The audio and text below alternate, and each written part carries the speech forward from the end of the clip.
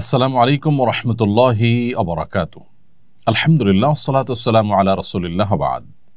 সুপ্রিয় দর্শক শ্রোতা ভাই বোন, আজ আমরা ইনশাআল্লাহ তাআলা হজের যত কমন প্রশ্ন আছে সেই কমন প্রশ্নগুলোর উত্তর দেওয়ার চেষ্টা করব ইনশাআল্লাহ বিইذনিল্লাহ এই ভিডিওর মাধ্যমে। প্রতি বছর আল্লাহর ঘরের পথযাত্রী সম্মানিত হাজী সাহেবগণ আমাদের কাছে অগণিত প্রশ্ন করে থাকেন। সেই সমস্ত প্রশ্নগুলোর মধ্য থেকে আজ শতাধিক কমন প্রশ্নের উত্তর নিয়ে আমরা হাজির হয়েছি। আমরা আশা করছি যে আল্লাহর ঘরের মেহমানগণ হজের আদ্যপান্ত শুরু থেকে শেষ পর্যন্ত যে সমস্ত কমন খুঁটিনাটি প্রশ্নের মুখোমুখি হয়ে থাকেন সেগুলোর উত্তর পেয়ে যাবেন এই ভিডিওর মাধ্যমে। চলুন তাহলে আর বিলম্ব না করে আমরা শুরু করি। যে সমস্ত প্রশ্নগুলোর উত্তর দেওয়ার জন্য আমরা আজ আপনাদের সামনে হাজির হয়েছি সেগুলো আমরা শুরু করি। প্রথমে যে প্রশ্নটি আমি দেখতে পাচ্ছি তা হলো, কত টাকার মালিক হলে হজ ফরজ হয়? খুবই কমন একটি প্রশ্ন এবং খুব প্রয়োজনীয় একটি প্রশ্ন। যদি কেউ তার জীবনে প্রাপ্তবয়স্ক হওয়ার পর কোনো বছর হজের মৌসুমে তার অবস্থান থেকে বাইতুল্লাহ গিয়ে হজ সম্পাদন করে আবার ফিরে আসার মতো সামর্থ্য যদি তার থাকে এবং এই সময়টুকুন তার পরিবারের ভরণ পোষণ দিয়ে যাওয়ার মতো আর্থিক সঙ্গতি যদি তার থাকে, অর্থাৎ হজ করতে যাওয়া, হজের সময় সেখানকার খরচ খরচা করা এবং হজ করে আবার ফিরে আসার জন্য যে পরিমাণ অর্থকরীর প্রয়োজন সেটা যদি তার থাকে এবং এই সময়ের মধ্যে তার পরিবারের ভরণ পোষণের ব্যবস্থা করার মতো আর্থিক সঙ্গতি যদি তার থাকে, তাহলে তার উপর হজ ফরজ হয়ে যায়। আর যদি কারোর এটা না থাকে তাহলে সেক্ষেত্রে তার উপর হজ ফরজ হবে না। এখন এটা নির্ভর করবে আপনি কোথায় অবস্থান করছেন।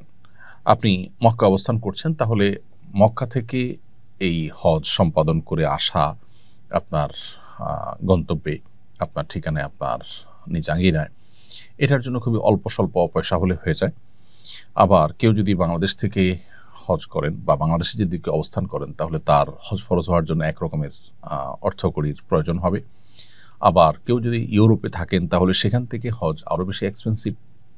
অতএব সেখান থেকে হজ করার জন্য যে পরিমাণ টাকার দরকার, সেখান থেকে এসে মক্কায় হজ করে আবার তার জায়গায় ফিরে যাওয়া এবং এই সময়ের ভিতরে পরিবার ভরণ পোষণের ব্যবস্থা করা, এটা তার অবস্থানের উপরে নির্ভর করে বাড়বে। অতএব হজ ঠিক কত টাকা হলে ফরজ হয়, এটা যাকাতের মতো নির্ধারিত কোনো অ্যামাউন্ট নেই যে এই টাকা হলে হজ ফরজ হয়। এটা নির্ভর করে ব্যক্তির অবস্থান থেকে বাইতুল্লাহ গিয়ে হজ করে আসার মতো সামর্থ্য তার আছে কিনা। যদি থাকে তাহলে তারপরে হজ ফরজ হয়ে যাবে। জীবনের কোনো বছর যদি এমন হয় যে হজ করার মতো সামর্থ্য আমার ছিল, ধরুন আজ থেকে 7-8 বছর আগে বাংলাদেশ থেকে 2 থেকে 2.5 লাখ কিংবা 3 লাখ টাকার মধ্যে হজ করে আসা যেত, তখন আপনার কাছে টাকাটা ছিল, আপনি হজ করেননি। এখন হজ এক্সপেন্সিভ হয়ে গেছে, 7 লাখ 8 লাখ টাকার প্রয়োজন হয় বাংলাদেশ থেকে হজ করার জন্য। এখন এই টাকা আপনার নেই। অতএব যদি আপনি মনে করেন যে আমার তো 7-8 লাখ টাকার সামর্থ্য নেই, অতএব আমি হজ তো আমার উপর ফরজ নয়, আমি হজ তো করবো না, না করলে চলবে, এরকমটি বলার কোনো সুযোগ থাকবে না। কারণ আপনার উপর হজ ফরজ হয়েছিল, তখন আপনি করেননি। সো এখন 8 লাখ 10 লাখ 15 লাখ যে টাকাই লাগুক সেটা অ্যারেঞ্জ করে আপনার ফরজ আদায় করতে হবে, কারণ আপনি সেটাকে বিলম্ব করেছেন। আল্লাহ সুবহানাহু ওয়া তাআলা কোরআনে কারিমে বলেছেন, ওয়ালিল্লাহি আলান নাসি হিজ্জুল বাইতি মান ইসতাতা ইলাইহি সাবিলা। মানুষের কাছে আল্লাহর পাওনা হয়ে যায়, যদি তার সামর্থ্য থাকে বাইতুল্লাহ গিয়ে হজ করার, সে যেন হজ করে। এই হজ করাটা এটা মানুষের কাছে আল্লাহর পাওনা হয়ে যায়।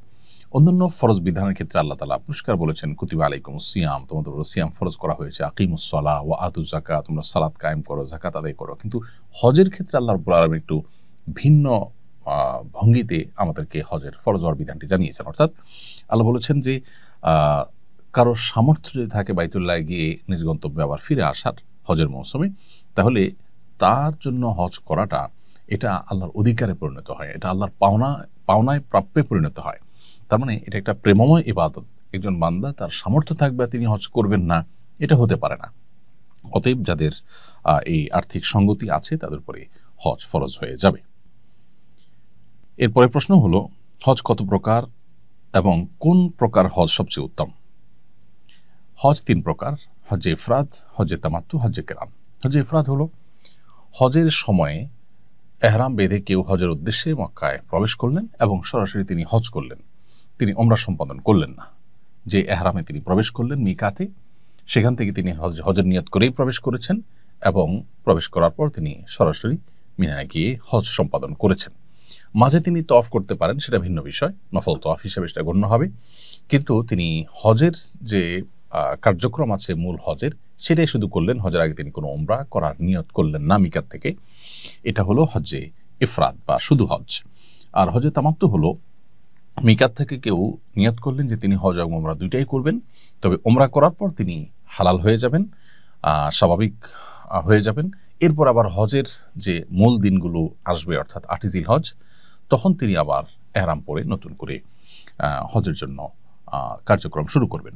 তো উমরা করে তিনি রিল্যাক্স হয়ে যাবেন, এরপর আবার এহরাম পরে তিনি হজ সম্পাদন করবেন।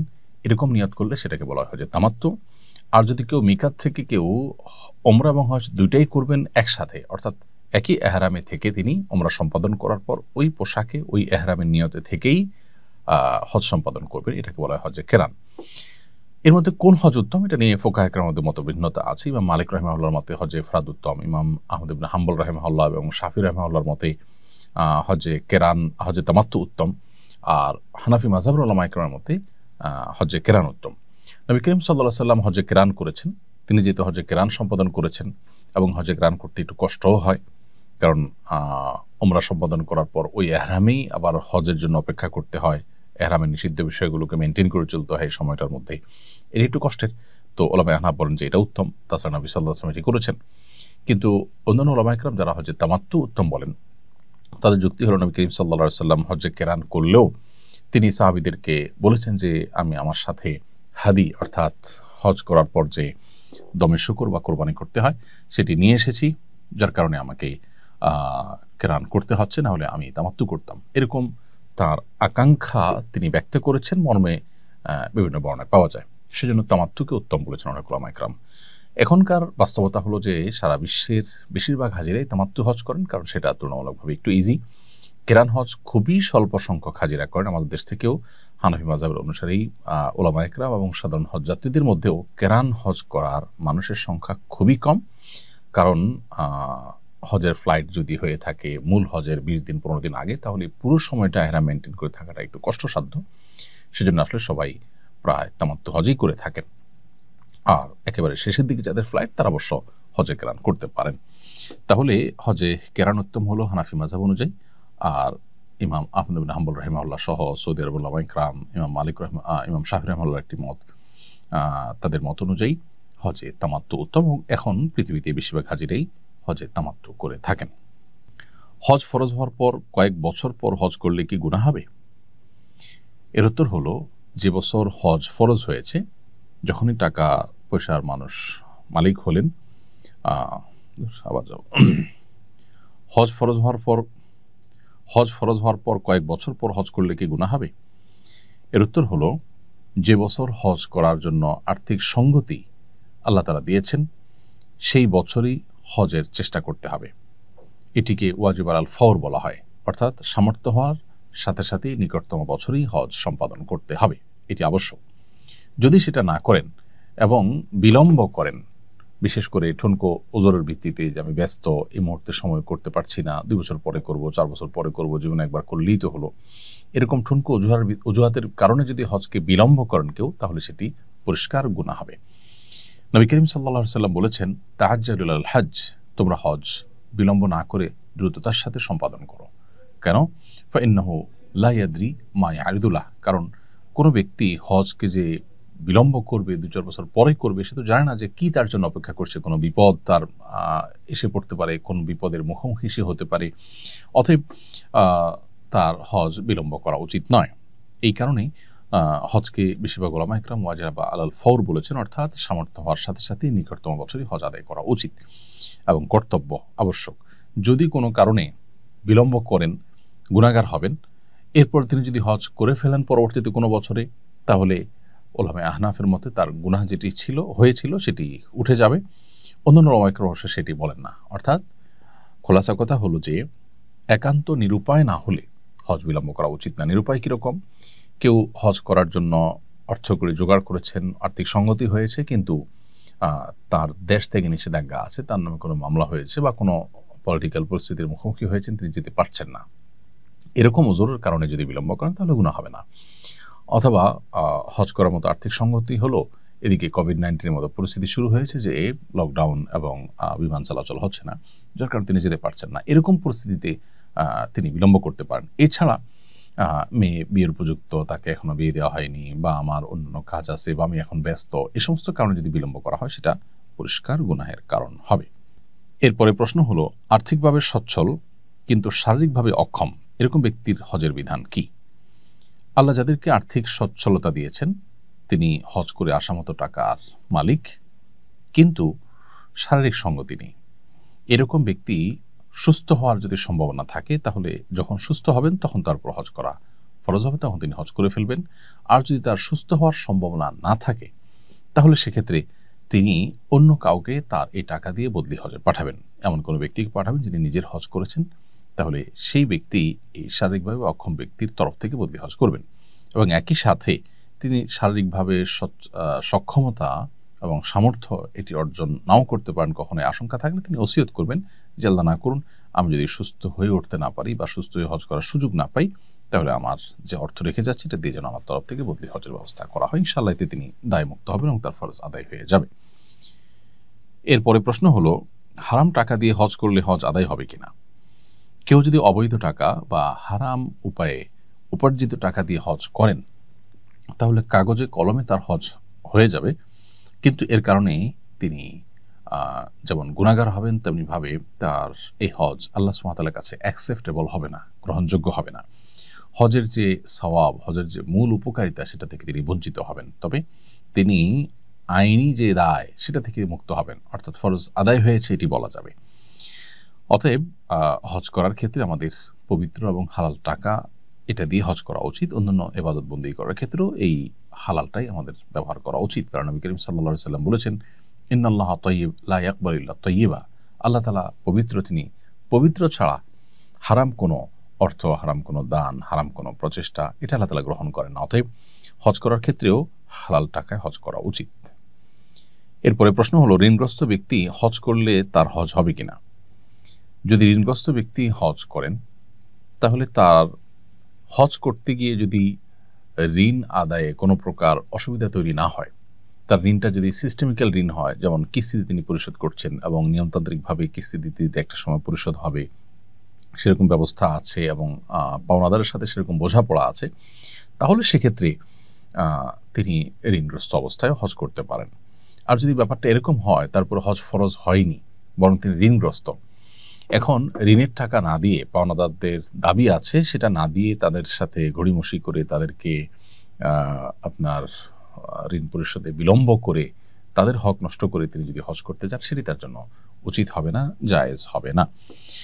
তবে যদি তিনি হজ করে ফেলেন, তার হজ হয়ে যাবে, সেটা ভিন্ন বিষয়। বাট ঋণের টাকা না দিয়ে পাওনাদারদেরকে ঝুলিয়ে রেখে তার এই হজের যে আসল প্রাণ, হজের যে আসল উপকারিতা, সেটা থেকে তাকে বঞ্চিত করবে। অতএব ঋণগ্রস্ত ব্যক্তি পাওনাদারের ঋণ পরিশোধকে অগ্রাধিকার দিতে হবে। হ্যাঁ, যদি তার উপরে কখনো জীবনে হজ ফরজ হয়ে থাকে, তাহলে তো তার হজ করতেই হবে, যেহেতু ফরজ হয়েছে, তিনি বিলম্ব করেছেন কোনো কারণে, এখন ঋণগ্রস্ত হয়ে গেছেন, তাহলে হজ করার জন্য তিনি তার জমি জমা বিক্রি করে, স্থাবর সম্পত্তি বিক্রি করে হলেও হজ করতে হবে। এরপরে প্রশ্ন হলো, কারোর যদি অনেক জমি জমা থাকে কিন্তু ক্যাশ ক্যাপিটাল না থাকে, তাহলে জমি জমা বিক্রি করে তার কি হজ করা ফরজ? খুবই গুরুত্বপূর্ণ একটি প্রশ্ন। আমাদের সমাজে, বিশেষ করে গ্রামে, এরকম অনেক লোক আছেন যাদের প্রচুর পরিমাণ ক্ষেত খামার, প্রচুর পরিমাণ ক্ষেতের জমি বা বিভিন্ন রকমের ল্যান্ড আছে, বিভিন্ন রকমের স্থায়ী অ্যাসেট আছে, কিন্তু তার কাছে ক্যাশ টাকা নেই। তাহলে তার হজ ফরজ হবে কিনা? এর উত্তর হলো, যে সমস্ত জমি জমা বা যে সমস্ত ল্যান্ড বা স্থায়ী সম্পদের উপর তিনি নির্ভরশীল, যেমন জমির ফসল ওঠে সেটা দিয়ে তার বছর চলে, অথবা তার ফ্ল্যাট আছে সেটা দিয়ে তিনি ভাড়া পান, সেটা দিয়ে তার সংসার চলতে হয়, এরকম যদি হয়, তাহলে সেক্ষেত্রে তার জন্য এগুলো বিক্রি করে হজ করা ফরজ হবে না। কিন্তু যদি এই পরিমাণ জমি থাকে যে তার বছর চলার পরও অতিরিক্ত আরও আছে, বা যেটার উপর তার সংসার চলাটা নির্ভরশীল না, এরকম অতিরিক্ত জমি জমা বা অতিরিক্ত অ্যাসেট যদি থাকে, তাহলে সেগুলো বিক্রি করে হজ করার মতো অর্থ যদি পাওয়া যায়, তাহলে অবশ্যই তার উপর হজ ফরজ হয়ে যাবে। তাহলে খোলাসা এবং সারাংশ হলো যে জমি জমার উপার্জনের উপরে যা আছে সেটার পুরাটুকুর উপার্জনের উপরে যদি তার সংসার চলাটা বা তার নির্ভরশীলতাটা ওইটার উপরে হয়, তাহলে সেক্ষেত্রে এটা বিক্রি করে হজ করাটা তার জন্য ফরজ নয়। কিন্তু যদি এর বাইরে অতিরিক্ত থাকে, যেগুলো আসলে তার যেগুলোর উপার্জন বা যেগুলোর আয় বা যেগুলোর ফসল এটার উপরে তার সংসার নির্ভর করে না বা তিনি নির্ভরশীল নন, অর্থাৎ অতিরিক্ত আছে, তাহলে সেগুলো বিক্রি করে হজ করার মতো টাকা যদি পাওয়া যায় তাহলে অবশ্যই তাকে সেগুলো বিক্রি করে হজ করতে হবে। ছোটবেলায় হজ করলে কি বড় হওয়ার পর পুনরায় হজ করতে হবে? যদি কেউ প্রাপ্তবয়স্ক হওয়ার আগে শৈশবে বা আপনার নাবালিগ অবস্থায় বাবা মার সাথে বা অন্য কারোর সাথে হজ করেন, তাহলে এই হজটা তার জীবনের ফরজ হজ হিসেবে যথেষ্ট হবে না, বরং এই হজটা নফল হজ হবে। কারণ কেউ অপ্রাপ্তবয়স্ক অবস্থায় শরীয়তের কোনো ফরজ বিধান তার উপরে বর্তায় না, বিধায় হজের ফরজ বিধানটি তার উপরে বর্তায়নি যখন তিনি অপ্রাপ্তবয়স্ক হজ অবস্থায় হজ করেছেন। এর ফলশ্রুতিতে যে আধ্যাত্মিক সুফল, হজের যে বরকত, হজের কারণে যে স্পিরিচুয়াল উপকারিতা, এটা শিশু হিসাবে আল্লাহ তাআলা তাকে দিবেন বা তিনি সেটা পাবেন ইনশাআল্লাহ, সেটা ভিন্ন বিষয়। বাট প্রাপ্তবয়স্ক হওয়ার পর এই শিশুই যখন অর্থের মালিক হবেন, হজ করার মতো সামর্থ্য তার হবে, সঙ্গতি তার হবে এবং হজের ফরজ বিধান তার উপরে বর্তায়, সেরকম পরিস্থিতি যদি তৈরি হয়, তাহলে তখন তাকে হজ করতে হবে পৃথকভাবে। তার সেই শৈশবের হজটি তার পরবর্তীতে হজ ফরজ হলে সেই ফরজ হজের তরফ থেকে যথেষ্ট হবে না। এরপরে প্রশ্ন হলো, হজে যাওয়ার আগে আত্মীয় স্বজন ও পাড়া পড়োশীদের খাওয়ানো কতটা যুক্তিযুক্ত? কোরআন হাদিস কি বলে সম্পর্কে? হজে যাওয়ার আগে আত্মীয় স্বজনকে ডেকে খাওয়াতে হবে এরকম কোনো বাধ্যবাধকতা বা এরকম কোনো নির্দেশনা কোরআন বা সুন্নাহর কোথাও পাওয়া যায় না। এটা যদি কেউ আত্মীয় স্বজনের দোয়া নেওয়ার জন্য হজের সফর থেকে তিনি ফিরে আসেন না আসেন, তাদের কাছ থেকে মাপটাপ চাওয়ার জন্য করেন, তাহলে এটা মুবাহ বা জাস্ট জায়েজ কাজ হতে পারে। কিন্তু এর মাধ্যমে তিনি যে হজে যাচ্ছেন সেটা মানুষকে জানালেন, এটা তার লৌকিকতা বা প্রদর্শন ইচ্ছা থেকে যদি হয়, তাহলে সেক্ষেত্রে সেটি গুনাহের কারণ হবে। অতএব হজে যাওয়ার আগে আত্মীয় স্বজনকে ডেকে খাওয়ানোর কোনো আলাদা নির্দেশনা কোরআন সুন্নাহর কোথাও নেই। তবে এটা যদি কেউ করেন, সেটি নির্ভর করবে নিয়তের উপরে। যদি সাধারণ শুদ্ধ স্বাভাবিক কোনো নিয়ত থাকে যে সবাই কাছ থেকে দোয়া নিয়ে আমরা গেলাম, তাহলে সেক্ষেত্রে এটা জায়েজ হতে পারে, অন্যথায় এটি কিন্তু গুনাহের কারণ হবে। অনেক আত্মীয় স্বজন হজের কথা শুনলে বলেন, আমার নাম নিয়ে কাবা শরীফে একটু দোয়া করবে অথবা মদিনায় আমার সালাম পৌঁছে দিবে। এটা কতটুকু সঠিক? যদি তার নাম ভুলে যাই বা স্মরণ না থাকে, তাহলে কি গুনাহ হবে? কেউ যদি আপনার কাছে মক্কায় গিয়ে কাবা শরীফ গিয়ে তার জন্য দোয়ার আর্গুমেন্ট করে, তাহলে সেটা রক্ষা করা উচিত, তার জন্য আল্লাহর কাছে দোয়া করা উচিত তিনি যদি কোনো দোয়া চেয়ে থাকেন। আর কেউ যদি বলেন যে আমার সালাম নবী সাল্লাল্লাহু আলাইহি ওয়াসাল্লামের রওজায় পৌঁছে দিও, তো সেক্ষেত্রে উলামা ইকরামের মধ্যে দুটি মত আছে। অনেক উলামা ইকরাম বলেন যে এটির কোনো প্রয়োজন নেই, কারণ প্রত্যেক ব্যক্তির দুরূদ পৌঁছানোর জন্য আল্লাহর পক্ষ থেকে ফেরেশতা নিযুক্ত আছে, যেমনটি বিশুদ্ধ হাদিসে বর্ণিত হয়েছে। অতএব যেখানে আমরা পৃথিবীর যে কোনো প্রান্তে দুরূদ পড়লে, সালাম পেশ করলে, সাথে সাথে আল্লাহ তাআলার স্বয়ংক্রিয় সিস্টেমে সেটা নোট হয়ে যায় ফেরেশতার কাছে, এবং ফেরেশতা সেটা নবী সাল্লাল্লাহু আলাইহি ওয়াসাল্লামের কাছে পেশ করেন, একেবারে নাম উল্লেখ করে যে হে আল্লাহর রাসূল, আপনার প্রতি অমুক জায়গা থেকে অমুকের ছিল, অমুক সালাম পেশ করেছেন, দুরূদ পেশ করেছেন। তাহলে সেখানে মানুষকে দিয়ে আবার সালাম পাঠানোর কোনো প্রয়োজন নেই। এর বিপরীতে অন্যান্য উলামা ইকরাম অনেকে বলেন যে এটি করা যেতে পারে, এটি করলে কোনো অসুবিধা নেই। এবং তাবেঈদের কথা, যে কোনো কোনো তাবেঈদের মধ্যে এটা পাওয়া যায় যে তারা, যেমন খলিফা ওমর ইবনে আব্দুল আজিজ, তাবেঈদের মধ্যেও কেউ পাওয়া যায় যে তারা এভাবে সালাম পাঠিয়েছেন অন্য কারোর মাধ্যমে। ওমর ইবনে আব্দুল আজিজ রাহিমাহুল্লাহ তিনি সালাম পাঠানোর কথা বর্ণিত হয়েছে এক বর্ণনায়। তো এগুলোর উপর ভিত্তি করে অন্য উলামা ইকরাম এটাকে জায়েজ বলেন। কিন্তু সাহাবায়ে কেরাম বা হাদিসে মূলত একজন আরেকজনের জন্য দোয়া করা, দোয়া চাওয়া, এগুলো বর্ণিত হলেও সালাম পেশ করা নবী সাল্লাল্লাহু আলাইহি ওয়াসাল্লামের কাছে কারোর মাধ্যমে, এটি কোনো হাদিস দ্বারা ওইভাবে আসলে সাব্যস্ত হয় না। খোলাসা কথা হলো যে কেউ যদি আমাদের জন্য দোয়া করে, তাহলে তাদের জন্য দোয়া করা উচিত। যদি অনেক মানুষ দোয়া চায়, তাদের সবার নাম মনে না থাকে, তাহলে আমি কমন দোয়া করতে পারি, আল্লাহ যতজন দোয়া চেয়েছেন আপনি জানেন, আপনি তাদের সবার নেক উদ্দেশ্য পূরণ করুন, বা যারা দোয়া চেয়েছেন, যারা যেটা চেয়েছেন তাদের সে বোধ চাওয়াগুলো পূরণ করুন। এভাবে আপনি কমন দোয়া করে দায়মুক্ত হতে পারেন।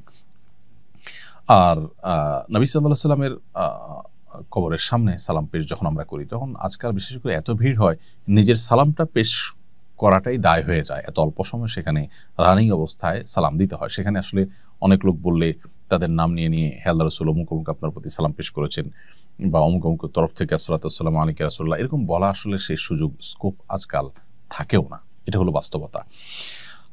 অতএব দোয়ার ক্ষেত্রে আমরা যেমন কমন দোয়া করতে পারি তাদের জন্য, আবার সেই সাথে তাদের নামের নোট নিয়ে নিতে পারি যে কারা কারা দোয়া চেয়েছেন, তাদের নামগুলো ধরে ধরে নোট দেখে আমরা তাদের জন্য আল্লাহর ঘরে বা বাইতুল্লাহ গিয়ে দোয়া করতে পারি। সেটা আরও ভালো, কারণ অন্যের জন্য যখন দোয়া করা হয় তখন আল্লাহর ফেরেশতারা যেই দোয়া করেন তার জন্য দোয়া করেন। অতএব আমি মানুষের জন্য যত বেশি দোয়া করব তার সুফল আমি তত বেশি পাবো।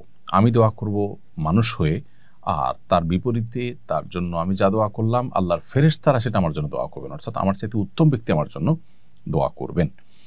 অতএব এক্ষেত্রে আমাদের কার্পণ্য করা উচিত নয়। হজের প্রস্তুতি হিসাবে কি কি কাজ করা উচিত? হজে যাওয়ার আগে বা আমরা মক্কায় পৌঁছার পর মূল হজের আগে প্রস্তুতি হিসাবে আমাদের সবচেয়ে গুরুত্বের সাথে যেটি করা উচিত তা হলো হজের মানসিক প্রস্তুতি গ্রহণ করা। হজ এটা একটা প্রেমময় ইবাদত। ইব্রাহিম আলাইহিস সালামের স্মৃতি বিজড়িত আল্লাহর কুদরতের বিভিন্ন নিদর্শনগুলো পরিদর্শন করা, অবলোকন করা, দেখা, প্রত্যক্ষ করা এবং এর মাধ্যমে নিজের ইমানি শক্তিকে শানিত করা, জাগ্রত করা, এটা হজের অন্যতম উদ্দেশ্য। এজন্য হজের যে আধ্যাত্মিক শিক্ষা সেটাকে জানার চেষ্টা করা, সেটাকে বোঝা এবং অনুভব করার চেষ্টা করা। এজন্য প্রমিনেন্ট ওলামা একরাম তাদের বক্তব্য যেমন শোনা যেতে পারে এবং এ সম্পর্কিত বহু বই পুস্তক আছে। আমাদের ইসলামের পূর্বসূরীদের হজ এবং ওমরার ইমান জাগানিয়া বিভিন্ন দাস্তান আছে, সেগুলো আমরা পড়তে পারি। এর মাধ্যমে মানসিকভাবে আমি হজের জন্য প্রস্তুতি নিতে পারবো ইনশাআল্লাহ।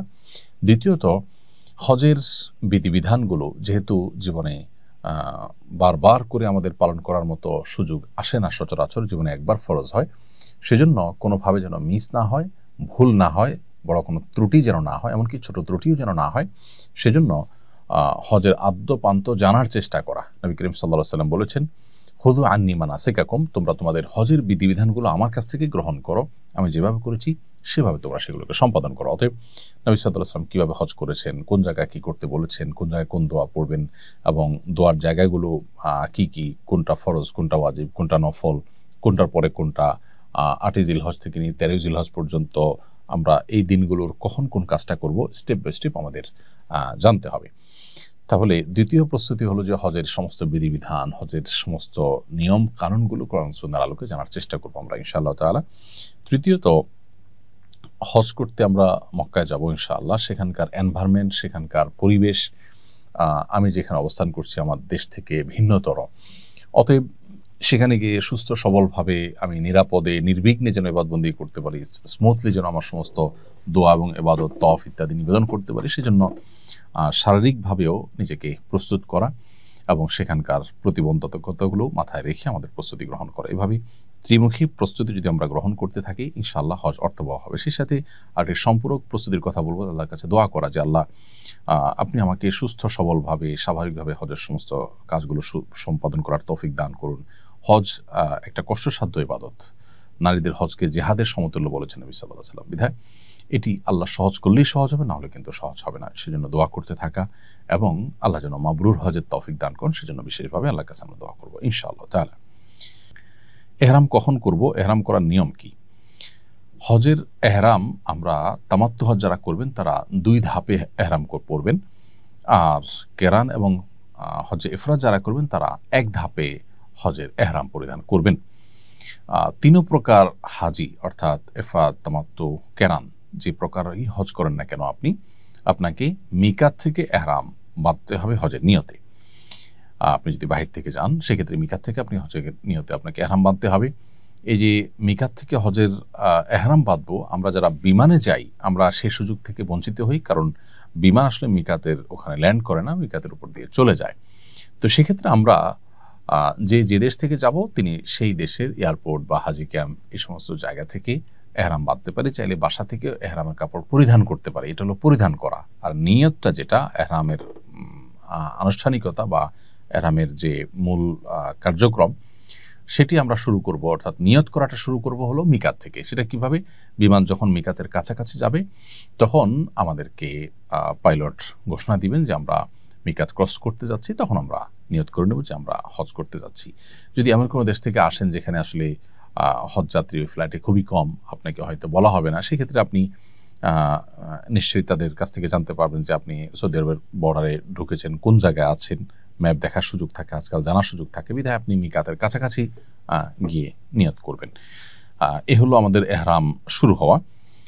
দ্বিতীয় ধাপে এহরাম করতে হবে তামাত্তু হাজিদেরকে। সেক্ষেত্রে তারা দ্বিতীয় ধাপের এহরামটা পড়বেন মূলত 8ই জিলহজ সকালে অথবা 7ই জিলহজ সন্ধ্যায়।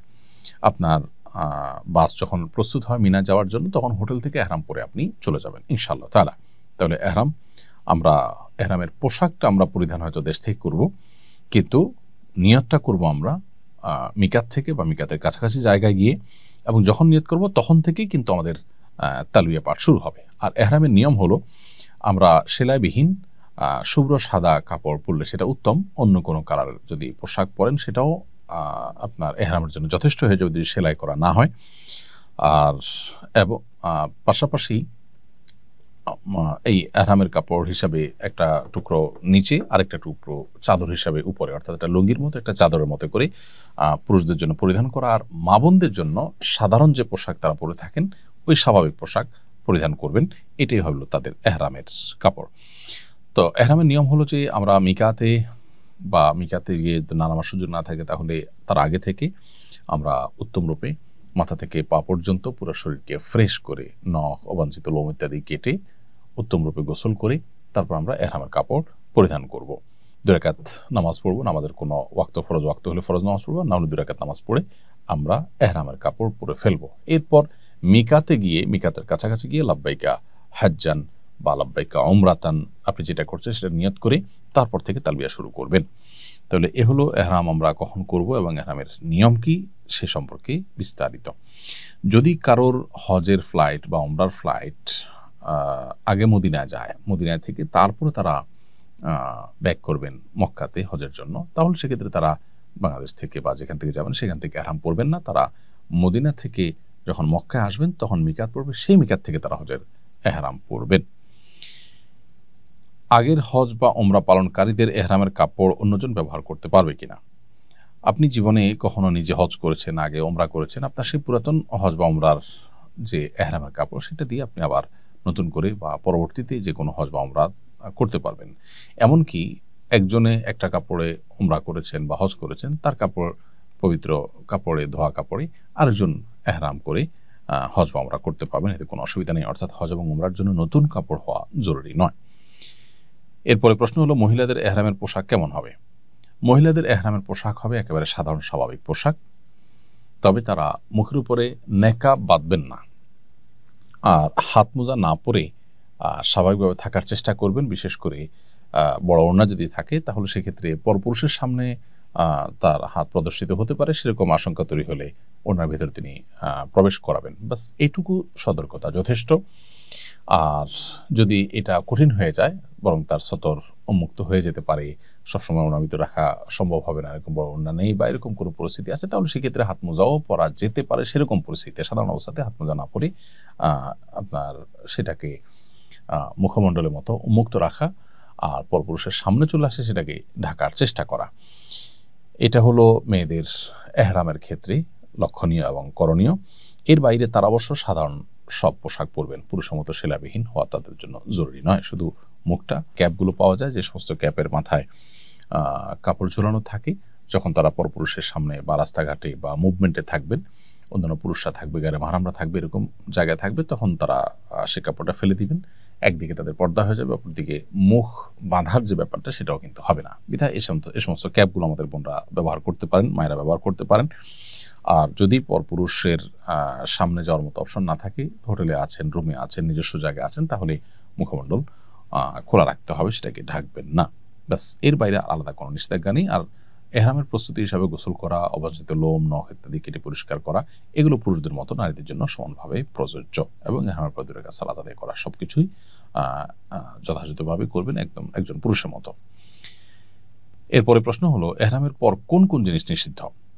এহরামের পর একজন মুহরিমের জন্য, একজন হজ বা উমরা যাত্রীর জন্য মিকাতে নিয়ে এহরাম পড়েছেন, মিকাতের কাছাকাছি থেকে এহরামের নিয়ত করেছেন, এরপর থেকে তার জন্য যে সমস্ত বিষয়গুলো নিষিদ্ধ হয়ে যায়, তার এহরাম সংশ্লিষ্ট কাজ শেষ করে উমরা বা হজ সম্পাদন করার আগ পর্যন্ত সে কাজগুলো হলো, প্রথমত যৌনতা সংশ্লিষ্ট কথা এবং কাজ এগুলো থেকে বিরত থাকা, স্ত্রী সহবাস না করা, এটা তার জন্য আবশ্যক।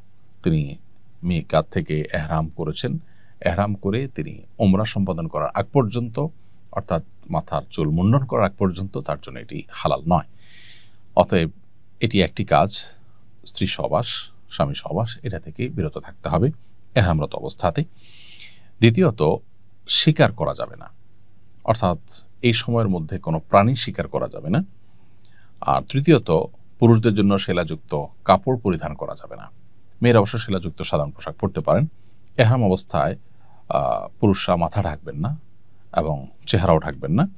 আর বোনরা মাথা ঢাকতে পারবেন, মাথা ঢাকবেন, তবে চেহারা তারা কাপড় দিয়ে বাঁধবেন না। পরপুরুষের সামনে গেলে সেক্ষেত্রে পর্দার জন্য ব্যবস্থা করবেন, কারণ মা আয়েশা রাদিয়াল্লাহু তাআলা আনহা তিনি যখন হজ করেছেন নবী সাল্লাল্লাহু আলাইহি ওয়াসাল্লামের সাথে, তিনি বলেছেন যে তিনি পুরুষদের দৃষ্টি সীমানায় চলে আসলে তার মাথার উপরের কাপড়টাকে তিনি টেনে দিতেন, তার মানে স্বাভাবিক অবস্থা তিনি খোলা রাখতেন। তো সেটি করতে হবে। এছাড়াও এহরাম অবস্থা যেটি নিষিদ্ধ তা হলো সুগন্ধি ব্যবহার করা, আতর ইত্যাদি ব্যবহার করা, এটি নিষিদ্ধ নারী পুরুষ সকলের জন্যই। এবং এহরামরত অবস্থাতে চুল নখ ইত্যাদি কাটা, এটাও সকলের জন্য নিষিদ্ধ। তাহলে এই কাজগুলো এহরামরত অবস্থা নিষিদ্ধ। আবার বলছি, স্ত্রী বা স্বামী সহবাস করা, শিকার করা, এবং পুরুষদের জন্য সেলাইযুক্ত কাপড় পরা, এবং পুরুষদের জন্য মাথা এবং মুখমণ্ডল ঢাকা, এগুলো নিষিদ্ধ। আর মেয়েদের জন্য মাথা ঢাকা নিষিদ্ধ নয়, তবে মুখমণ্ডল তাদের জন্য কাপড় দিয়ে বাঁধা নিষিদ্ধ। পরপুরুষের সামনে গেলে সেটা ভিন্ন কথা, তিনি ঢাকবেন তবে মুখ বাঁধবেন না। আর সুগন্ধিযুক্ত কোনো কিছু ব্যবহার করা নারী পুরুষ সবার জন্য নিষিদ্ধ, এবং চুল নখ কাটাও সবার জন্য নিষিদ্ধ। এগুলো হলো এহরামের নিষিদ্ধ কাজ। এই নিষিদ্ধ কাজগুলো নিষিদ্ধ থাকবে কতক্ষণ পর্যন্ত? যতক্ষণ পর্যন্ত তিনি চুল না কাটছেন বা চুল মাথা মুন্ডন না করছেন তার আগ পর্যন্ত, অর্থাৎ এহরাম শেষ হওয়ার আগ পর্যন্ত এগুলো বলবৎ থাকবে। তালবিয়া কোন সময় থেকে শুরু এবং কোন সময় শেষ করতে হয়? এহরাম বাঁধার পর থেকে আমরা এহরামের নিয়ত যখন করলাম, বাঁধা শুধু নয়, এহরামের কাপড় পরলে আসলে এহরাম বাঁধা হয় না। এহরামের কাপড় পরার পর আমরা বিমানে ফ্লাই করে গিয়ে মিকাত থেকে যখন আমরা নিয়ত করলাম লব্বাইকা হজ্জান বা উমরাতান বললাম, তখন থেকে তালবিয়া শুরু হয়ে যাবে। লব্বাইক আল্লাহুম্মা লব্বাইক, লব্বাইক লা শারীকা লাক লব্বাইক, ইন্নাল হামদা ওয়ান নি'মাতা লাক ওয়াল মুলক লা শারীকা লাক। এই তালবিয়া আমরা পাঠ করতে থাকবো কতক্ষণ পর্যন্ত? উমরার ক্ষেত্রে বাইতুল্লাহ দেখার আগ পর্যন্ত, কাবা শরীফ চোখে পড়ে গেছে, দৃষ্টি সীমানায় এসে গেছে, তার আগ পর্যন্ত আমরা তালবিয়া পাঠ করব। আর হজের ক্ষেত্রে 7 তারিখ সন্ধ্যা বা রাতে আমরা হোটেল থেকে সচরাচর এখন এহরাম পরে থাকি, এবং তখন থেকে এহরাম পরে যখন লব্বাইক আল্লাহুম্মা হজ্জান নিয়ত করলাম, তখন থেকে তালবিয়া শুরু হয়ে যাবে। লব্বাইক আল্লাহুম্মা লব্বাইক, লব্বাইক লা শারীকা লাক লব্বাইক, ইন্নাল হামদা ওয়ান নি'মাতা লাক ওয়াল মুলক লা শারীকা লাক। এই তালবিয়া চলতে থাকবে 8 তারিখ পুরো দিন রাত, 9 তারিখ পুরো দিন রাত, এবং 10 তারিখ পাথর মারার সময় শুরু হয়। এই পাথর মারা পর্যন্ত তালবিয়া চলতে থাকবে। তাহলে হজের তালবিয়াটা আমরা যখন এহরাম পড়লাম হজের জন্য 7 তারিখ রাতে কিংবা 8 তারিখ সকালে যখনই পড়ি, তখন থেকে তালবিয়া শুরু হয়ে যাবে। এটা 10 তারিখ অর্থাৎ ঈদের দিন জামারাতে পাথর মারার আগ পর্যন্ত, জামারাতের কাছে চলে আসছি পাথর মারতে, তখন তালবিয়া স্টপ হয়ে যাবে। তাহলে এই পুরো সময়টুকু থেকে থেমে থেমে আমাদেরকে তালবিয়া পাঠ করতে হবে। এরপরে প্রশ্ন হলো, এহরাম অবস্থায় সুগন্ধিযুক্ত সাবান শ্যাম্পু ব্যবহার করা যাবে কিনা? উত্তর হলো না। এহরাম অবস্থায় যেহেতু সুগন্ধি ব্যবহার নিষিদ্ধ বিধায় যে সাবান, শ্যাম্পু বা হ্যান্ড ওয়াশ এগুলোতে সুগন্ধি আছে, সেগুলো ব্যবহার থেকে বিরত থাকতে হবে। বরং আজকাল এমন সব সাবান পাওয়া যায় যেগুলোতে আসলে সুগন্ধি নেই, সেরকম সাবান আমরা ব্যবহার করতে পারি। হোটেলগুলোতেও দেখা যায় যে সাধারণ ছোটো ছোটো কিছু সাবান সরবরাহ করে যেগুলোতে কোনো সুগন্ধি নেই, সেগুলো আমরা ব্যবহার করতে পারি। এছাড়া সুগন্ধি ছাড়া বহু সাবান আজকাল পাওয়া যায়, সেগুলো ব্যবহার করতে পারি।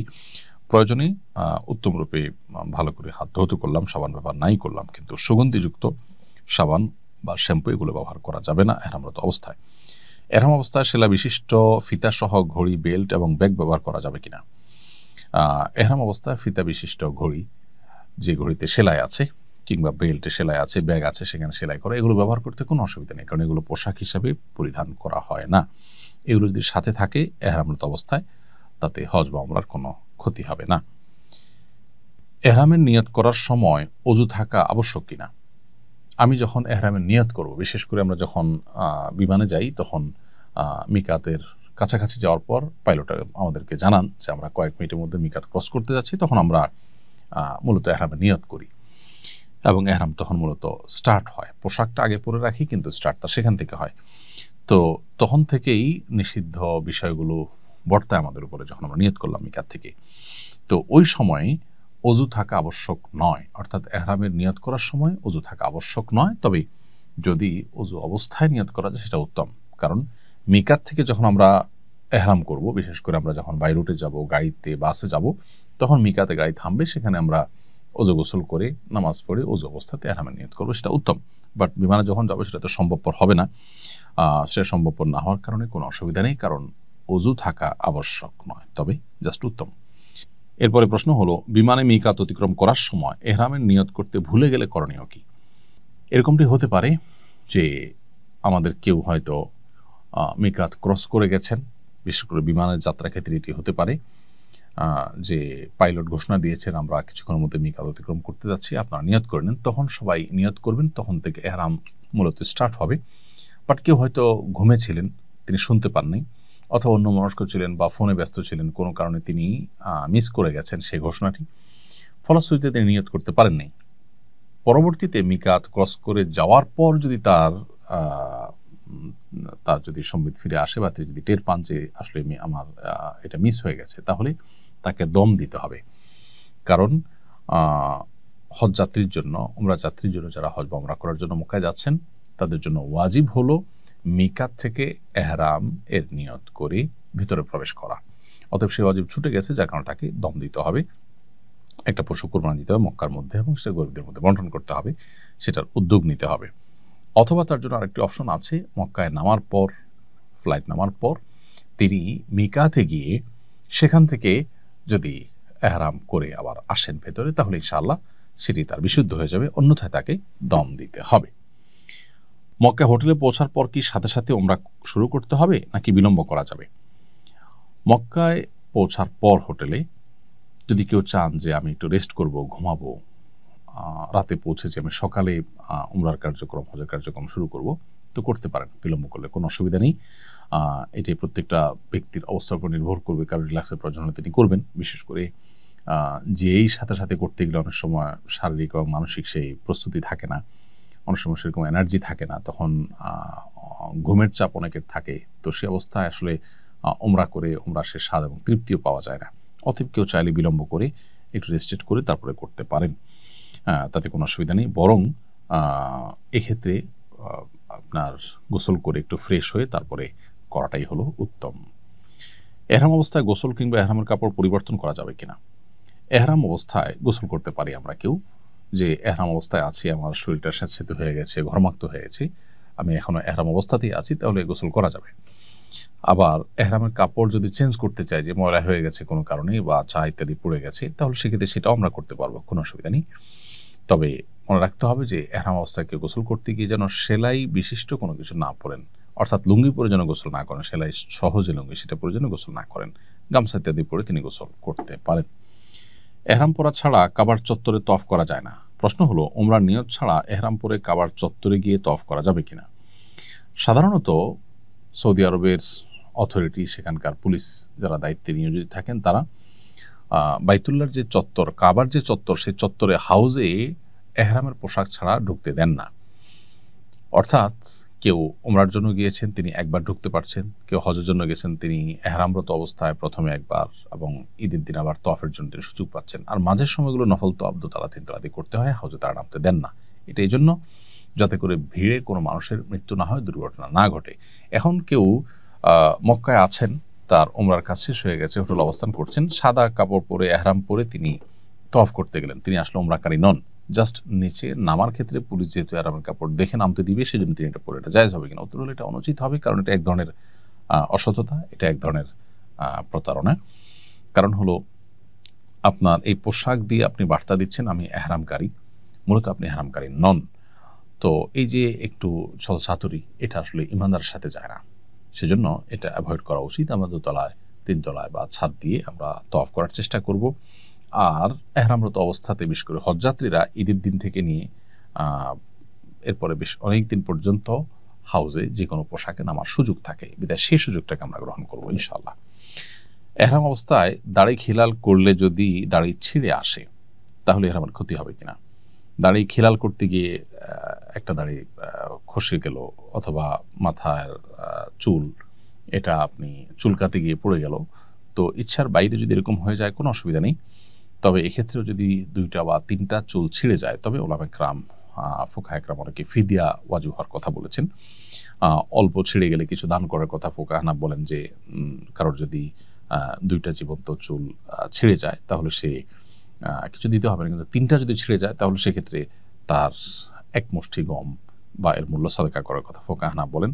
আর হাম্বলি ফকিগণ তারা বলেন যে জীবন্ত চুল 3টা যদি ছিঁড়ে যায় তাহলে ফিদিয়া ওয়াজিব হবে। ফিদিয়া হলো 6টা রোজা রাখা, কিংবা 3টা রোজা রাখা, কিংবা 6 জন মিসকিনকে খাদ্য দেওয়া, কিংবা একটা পশু কোরবানি করা, জবাই করে মিসকিনদেরকে খাওয়ানো মক্কাতে।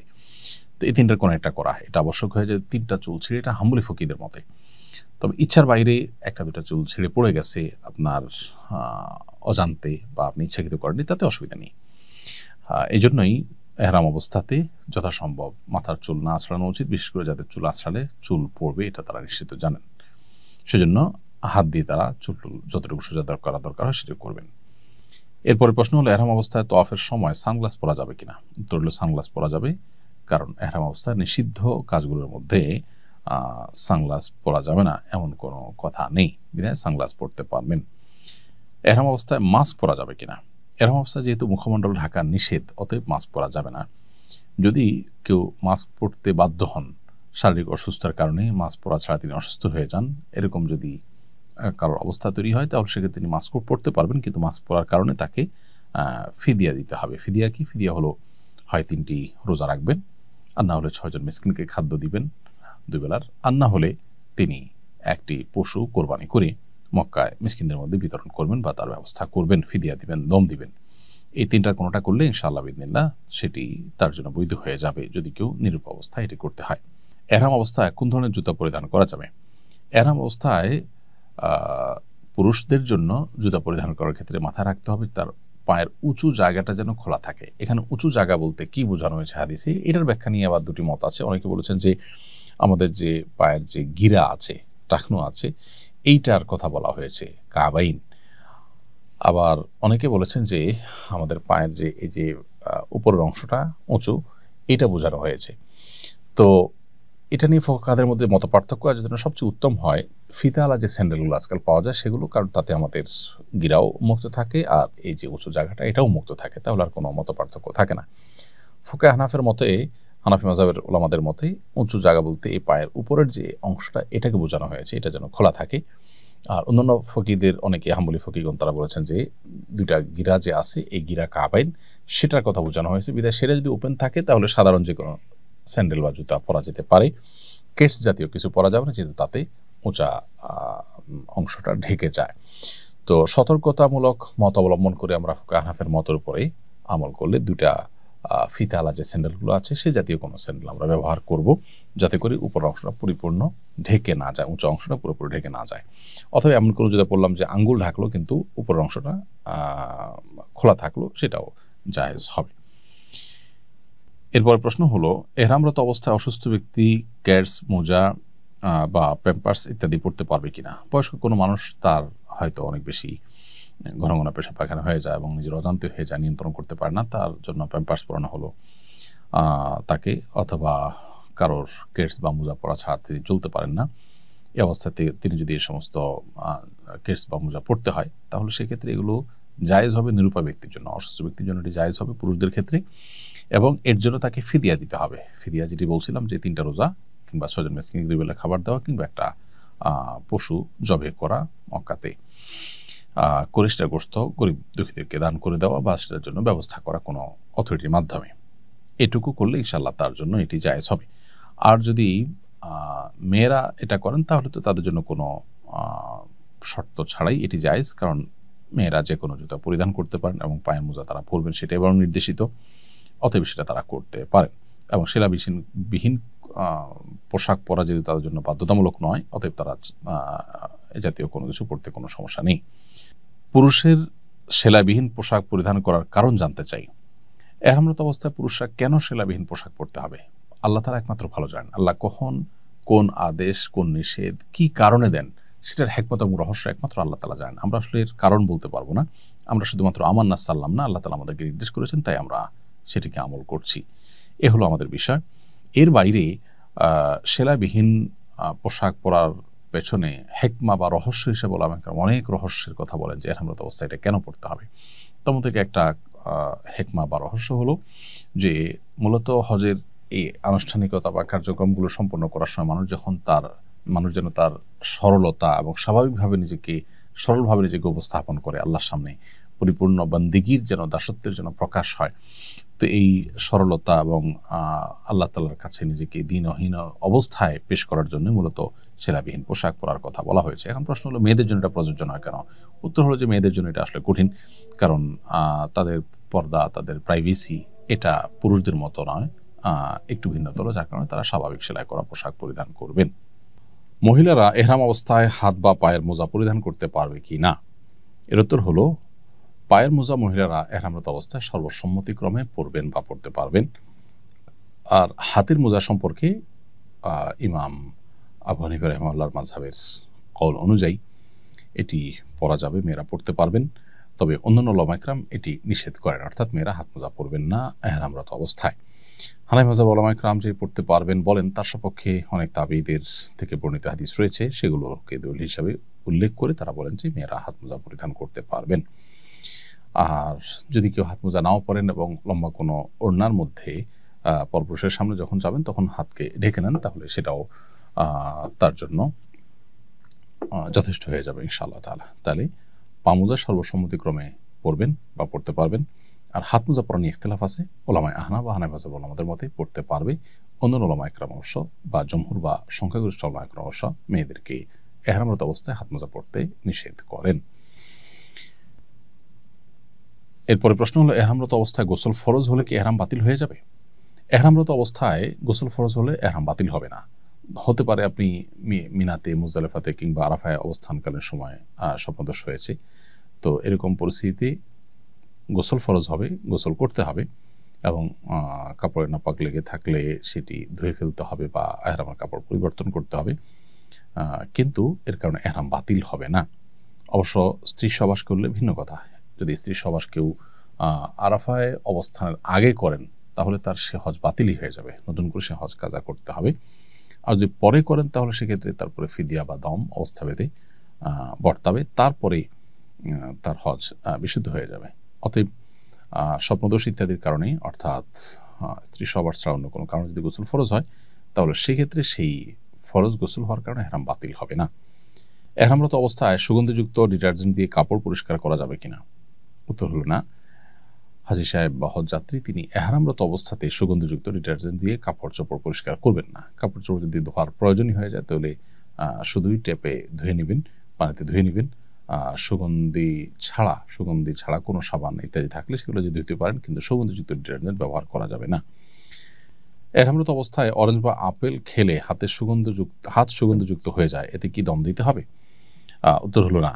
আপেল বা অরেঞ্জের যে ন্যাচারাল সুগন্ধি, এটি খেতে গেলে আমাদের হাতে লেগে যায় সুগন্ধি এবং আমরা ঘ্রাণ নাকে আসে আমাদের, এর কারণে কোনো দম দিতে হবে না, কারণ এটা ইচ্ছাকৃত কোনো সুগন্ধির ব্যবহার করা নয়। হ্যাঁ, যদি এমন হয় যে আপনি ইচ্ছাকৃতভাবে আপেল বা আপনার মালটা ইত্যাদির সুগন্ধিকে আপনি নাকে শুকেন, টানেন, ঘ্রাণ নেওয়ার চেষ্টা করেন, তাহলে সেটা অবশ্যই আপনার অনুমোদিত হবে না, সেটা জায়েজ হবে না। এহরামে থাকা অবস্থায় মাথায় সরাসরি বসে এমন ছোট ছাতা পরা যাবে কিনা? আজকাল অনেকে দেখা যায় যে এহরামরত অবস্থায় এরকম কিছু ছাতা পরেন যে মাথার উপর যেন রোদ না লাগে, সেগুলো বেল্ট দিয়ে শুধু মাথায় বাঁধা থাকে এবং ছাতাটা উপরে আলগা থাকে কিছুটা। যেহেতু এটা মাথার সাথে অ্যাটাচ থাকে না টুপির মতো করে, অতএব এটা মাথা ঢাকার মতো বিষয় নয়, সেজন্য এটি জায়েজ হবে ইনশাআল্লাহ বিদিনাল্লাহ। বেল্ট দিয়ে শুধুমাত্র এখানে বেল্ট বা হুকের মতো কিছু দিয়ে জাস্ট ওটাকে ধারণ করে থাকে, আর ওটা মাথার উপরে আলগা থাকে ছোট করে ছাতার মতো করে, তো এটা পড়লে ইনশাআল্লাহ কোনো অসুবিধা নেই। এরপরে প্রশ্ন হলো, বিমানে কিভাবে নামাজ পড়তে হবে? বিমানে আমাদেরকে সালাত আদায় করতে হবে সালাতের ওয়াক্ত হলে। আমি বিমানে আছি, নামাজ পড়াটা কঠিন, সেই অজুহাতে নামাজ না পড়লে সেটা গুনাহগার হবে। হজ বা উমরার যাত্রীরাও অনেকে দেখা যায় যে বিমানে তারা নামাজ পড়েন না, তারা কাজা করে পরে নিজের গন্তব্যে গিয়ে নামাজ পড়েন, এটা উচিত নয়। বরং ওয়াক্ত হলে বিমানেও নামাজ পড়ে ফেলতে হবে। এখন প্রশ্ন হলো কীভাবে পড়বো? এর উত্তর হলো যে আগে থেকে আমরা উজু করে পবিত্রতা অর্জন করে তারপর বিমানে আমরা উঠব। এরপর নামাজের ওয়াক্ত যখন হবে ততক্ষণ পর্যন্ত উজু রেখে, যদি ওয়াক্ত হয়ে গেলে বিমান যে জায়গা দিয়ে যাচ্ছেন, যে দেশের উপর দিয়ে যাচ্ছেন, সে দেশে যখন ওয়াক্ত হয়ে যাবে তখন আমরা বিমানে নামাজ পড়ে ফেলবো। আর যদি উজু রাখা না যায় তাহলে সেক্ষেত্রে বিমানের ভিতরে উজু করাটা একটু কঠিন, এবং উজু সবাই করতে গেলে দেখা যায় যে নিরাপত্তার জন্য সমস্যা তৈরি হতে পারে।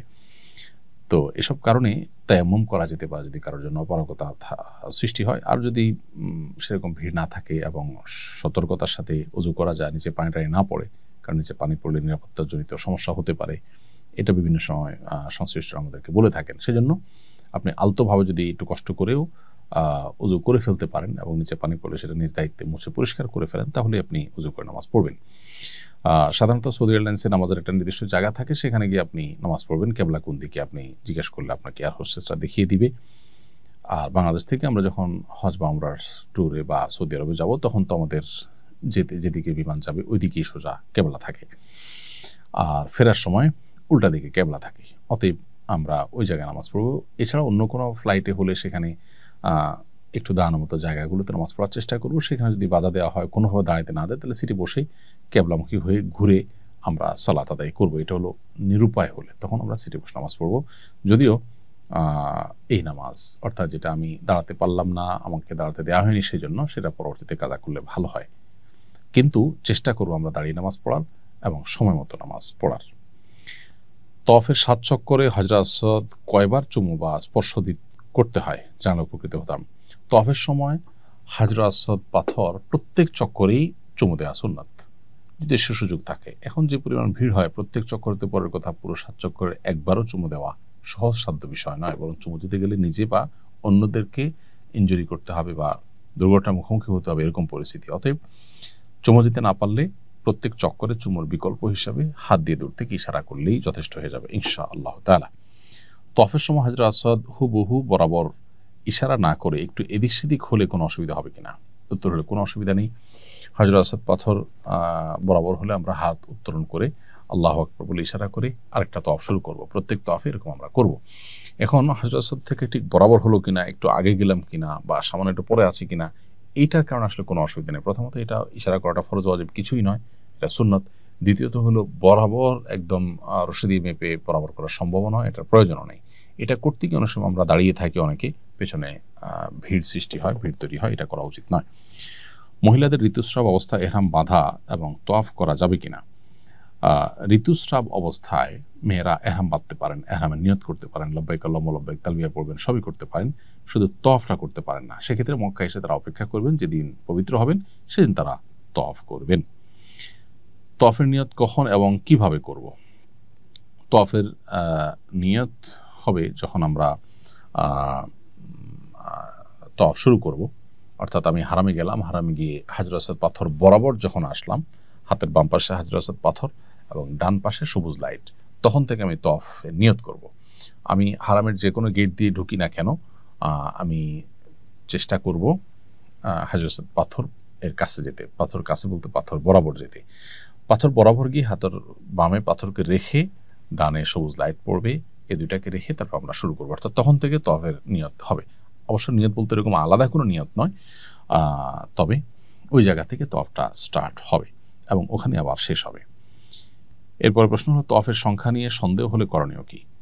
তওয়াফের সংখ্যা নিয়ে যদি সন্দেহ হয় যে আমি কয়বার তওয়াফ করেছি, তাহলে সেক্ষেত্রে আমরা কম সংখ্যকটাকে ধরে নেব। ধরুন 5 বার না 6 বার, এটা নিয়ে সন্দেহ হচ্ছে, 5 বার ধরে নেব। 6 বার না 7 বার, এটা নিয়ে সন্দেহ হচ্ছে, তাহলে 6ষ্ঠ বার আমি ধরে নেব। কমটা ধরে নিয়ে আমি তওয়াফ শেষ করব এবং নামাজের মতো এখানে কোনো সিজদা সুহুর ব্যাপার নেই। তবে চেষ্টা করা উচিত যাতে আমি কোনো প্রকার সন্দেহের মধ্যে না পড়ি এবং ভালো করে যাতে গুনে গুনে করা যায়। তারপরেও সন্দেহ তৈরি হয়ে গেলে আমরা কমটা ধরে ইনশাআল্লাহ তওয়াফ শেষ করব। এরপরে প্রশ্ন হলো নফল তওয়াফের পরেও কি 2 রাকাত নামাজ পড়তে হবে? আল্লাহ রাব্বুল আলামিন কোরআনে কারিমে আমাদেরকে নির্দেশ করেছেন ওয়াত্তাখিযু মিন মাকামি ইব্রাহিম মুসাল্লা, তোমরা মাকামে ইব্রাহিমের ওই জায়গাতে নামাজ পড়বে, অর্থাৎ ওই জায়গাকে নামাজের জন্য নির্ধারণ করবে আর জায়গায় নামাজ পড়বে।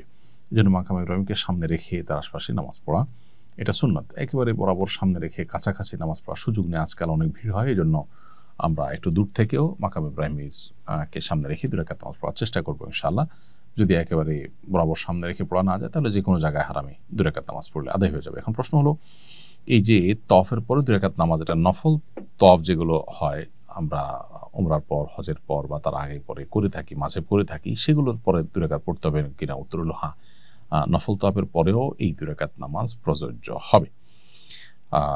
অতএব নফল তওয়াফের পরেও আমরা 2 রাকাত নামাজ পড়তে হবে। 2 রাকাতের প্রথম রাকাতে সূরা ইখলাস, সূরা কাফিরুন, কুল ইয়া আইয়ুহাল কাফিরুন, এবং দ্বিতীয় রাকাতে সূরা ইখলাস বা কুল হুয়াল্লাহু আহাদ, এটা পড়াটা উত্তম, অন্যগুলা পড়লেও আদায় হয়ে যাবে।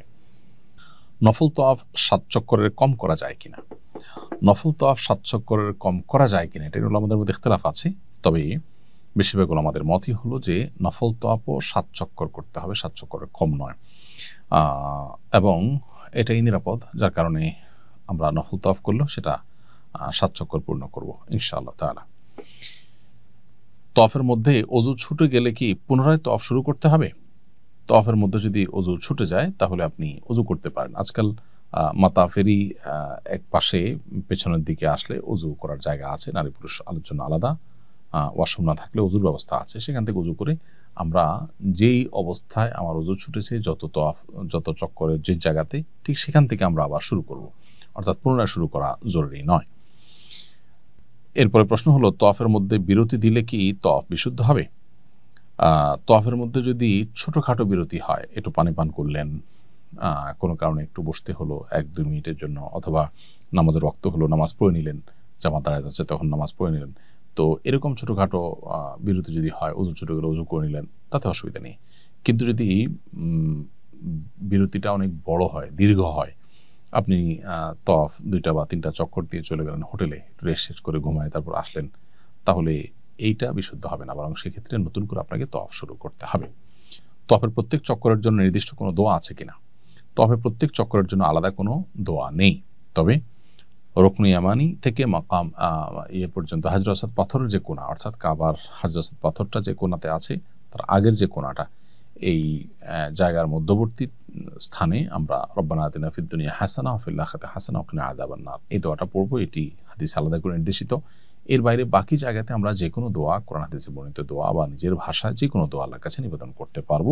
পাশাপাশি এখানে তাসবিহ, তাহলিল, তেলাওয়াত ইত্যাদি, দুরূদ ইত্যাদি আমরা নিবেদন করতে পারবো। অর্থাৎ বিশেষ দোয়া বলতে শুধুমাত্র হাজর আসাদ পাথর যে কোণা আছে সেটি এবং তার আগের কোণা, অর্থাৎ রুকনে ইয়ামানি যেটাকে বলা হয়, এই 2 কোণার মধ্যবর্তী যে জায়গাটা, এখানে আমরা রব্বানা আতিনা ফিদ দুনিয়া হাসানা ওয়া ফিল আখিরাতি হাসানা ওয়া কিনা আযাবান নার, শুধু এটি নির্ধারিত, এটি পড়তে হবে, আর বাকি সময় ঐচ্ছিক।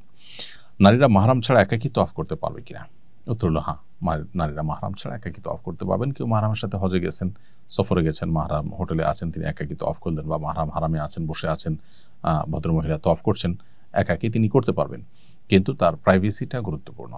তার জন্য যদি রিস্কি হয়, পর্দার খেলাফ হয়, সেখানে অসাধু অসৎ মানুষজন অনেকে সেখানে পকেট মারের জন্য যায়, অন্যান্য খারাপ উদ্দেশ্যে কেউ যেয়ে থাকতে পারে।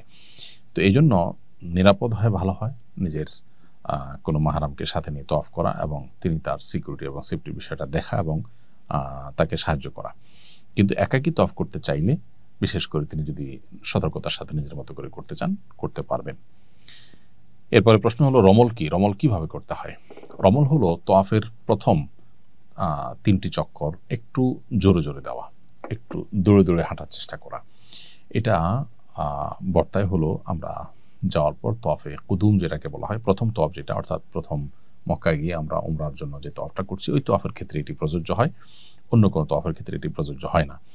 রমল হলো একটু জোরে জোরে দৌড়ানো, এবং এটা যদি সম্ভব না হয় ভিড়ের কারণে, তাহলে একটু দূর দিয়ে দৌড়ানোর ভান করাও উচিত। আর যদি পুরো জায়গায় না হয়, তো যেখানে একটু গ্যাপ থাকে বা মানুষজনের ভিড় কম থাকে, সেখানে একটু হালকা দৌড়ানোর স্টাইলে হাঁটা, এটাই হলো রমল মূলত। তো এটা করা সুন্নাত, এটা ওয়াজিব না অবশ্য, কোনো কারণে ছুটে গেলে হজ বা উমরার অসুবিধা হবে না, কিন্তু ইচ্ছাকৃত এটা ছাড়া উচিত নয়। পুরো সফরে একবারও হাজর আসাদ পাথর চুমু দিতে না পারলে হজ হবে কিনা? উত্তর হলো যে হাজর আসাদ পাথর চুমু দেওয়া এটা আসলে হজ বা উমরা বিশুদ্ধ হওয়ার জন্য কোনো শর্ত নয়, এটা কোনো ফরজ কাজ নয়।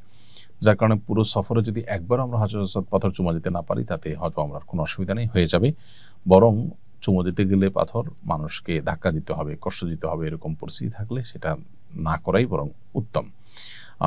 যদি কেউ পুরো সফরের মধ্যে যখন ফ্রি থাকে, যেমন সকাল 7টা, 4:30, 7টার দিকে, অর্থাৎ ফজর নামাজের 1-1.5 ঘন্টা পর, কিংবা রাত আপনার এশার নামাজের 1-1.5 ঘন্টা পর, এই সময়টাতে তুলনামূলক একটু ভিড় কম থাকে। তো এরকম কোনো একটা সময়ে কেউ যদি চুমো দেওয়ার সুযোগ পান, ভিন্ন কথা, ভালো। কিন্তু না দিতে পারলে তার জন্য তার হজ বা উমরার কোনো অসুবিধা হবে না। হজরে আসওয়াদ পাথর মেয়েদের জন্য চুমো দেওয়ার বিধান কি? তারা সুযোগ পেলে কি চুমো দিতে পারবেন? অবশ্যই মেয়েরাও হজরে আসওয়াদ পাথর চুমো দেওয়ার মতো সুযোগ থাকলে অবশ্যই তারা চুমো দিবেন। নারীদের জন্য এটা পুরুষদের মতোই সুন্নাহ, কিন্তু ওই যে পুরুষদের সাথে ধাক্কাধাক্কি, ভিড়ে অন্যদেরকে কষ্ট দেওয়া, নিজের পর্দা প্রাইভেসি লঙ্ঘন হওয়ার মতো আশঙ্কা যদি থাকে, তাহলে অবশ্যই তারা সেটা অ্যাভয়েড করবেন এবং দূর থেকে ইশারা করে তওয়াফের কাজ শেষ করবেন।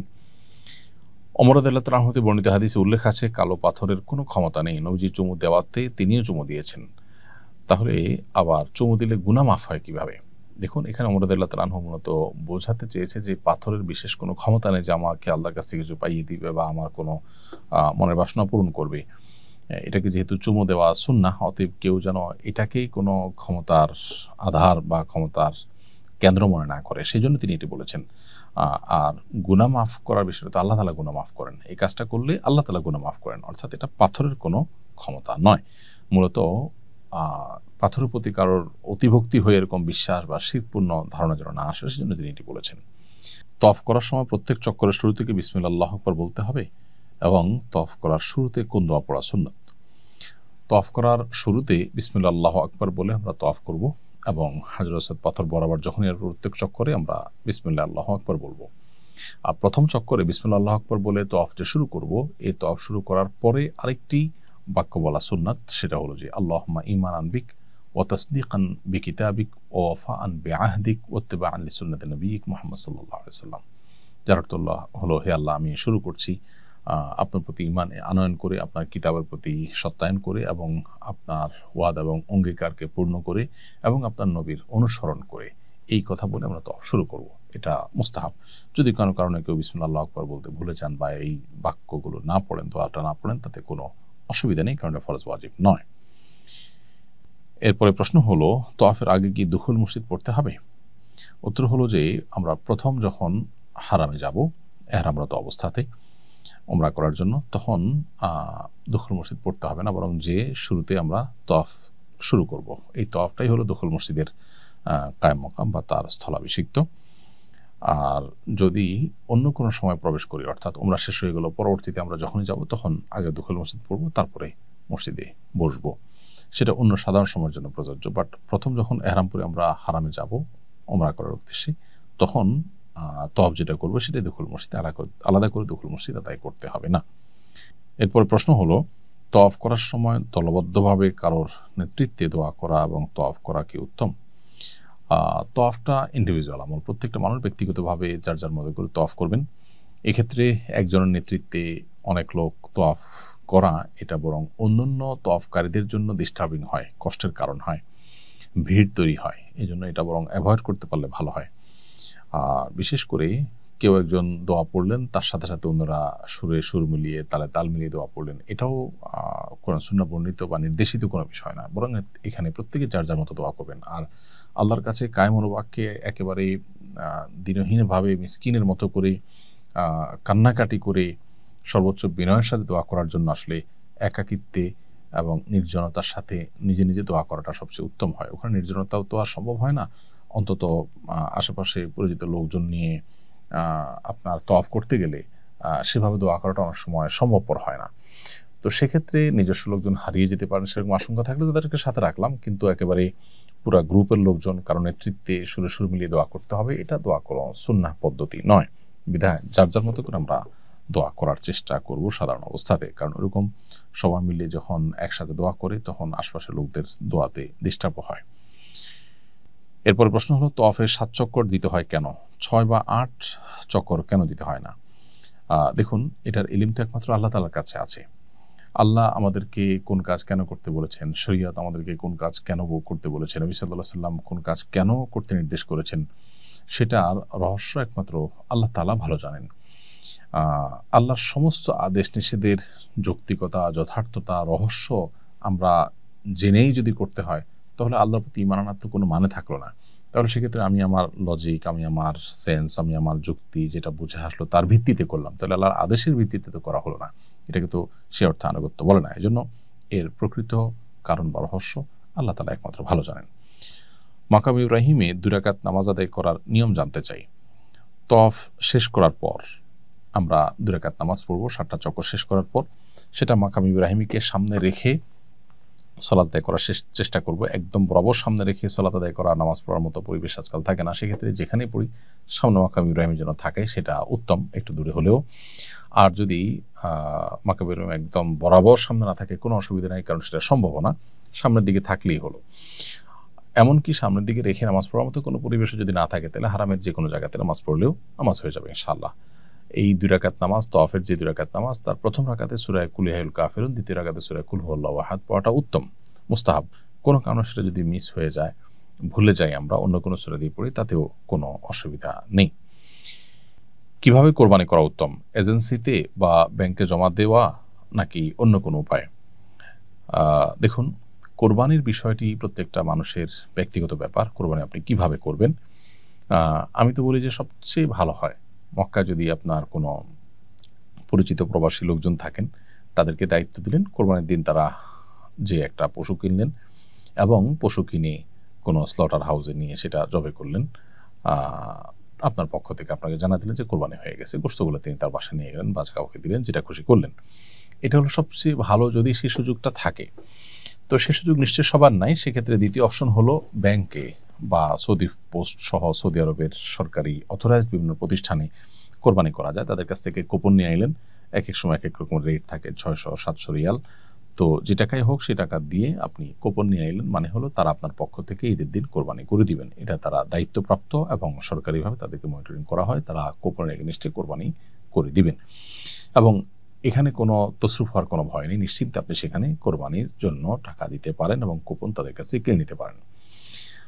তৃতীয় উপায় হলো যে আপনার খুবই বিশ্বস্ত জানাশোনা লোকজন, যে লোক আপনার সাথে ফ্রড প্রতারণা করবে না, শতভাগ নিশ্চিন্ত, যিনি নিজের হাতে আপনার কোরবানি করবেন, সেক্ষেত্রে গ্রুপের সবার পক্ষ থেকে বাজারে গিয়ে কোরবানির পশু কিনে তিনি জবে করলেন, এটাও করা যেতে পারে। কিন্তু এই তৃতীয়টা খুবই রিস্কি, কারণ এখানে আসলে আমরা কাউকে বিশ্বাস করলেও তিনি আবার আরেকজনকে বিশ্বাস করতে গেলেন সরল মনে, সেই জায়গায় প্রতারণা হওয়ার সম্ভাবনা থাকে। একই পশু জবাই করে কয়েকজনকে ছবি ভিডিও পাঠিয়ে সবার কাছ থেকে টাকা নেওয়ার মতো প্রতারণার কাজগুলো সেখানে হয়ে থাকে। এজন্য ব্যাংকে টাকা দেওয়াটা সবচেয়ে সেফ, অথবা একান্ত নিজস্ব লোক যে নিজের হাতে কোরবানি করবে, কোনো ভাইয়ের কাছে যাবে না, তার কাছে দেওয়া যেতে পারে টাকা।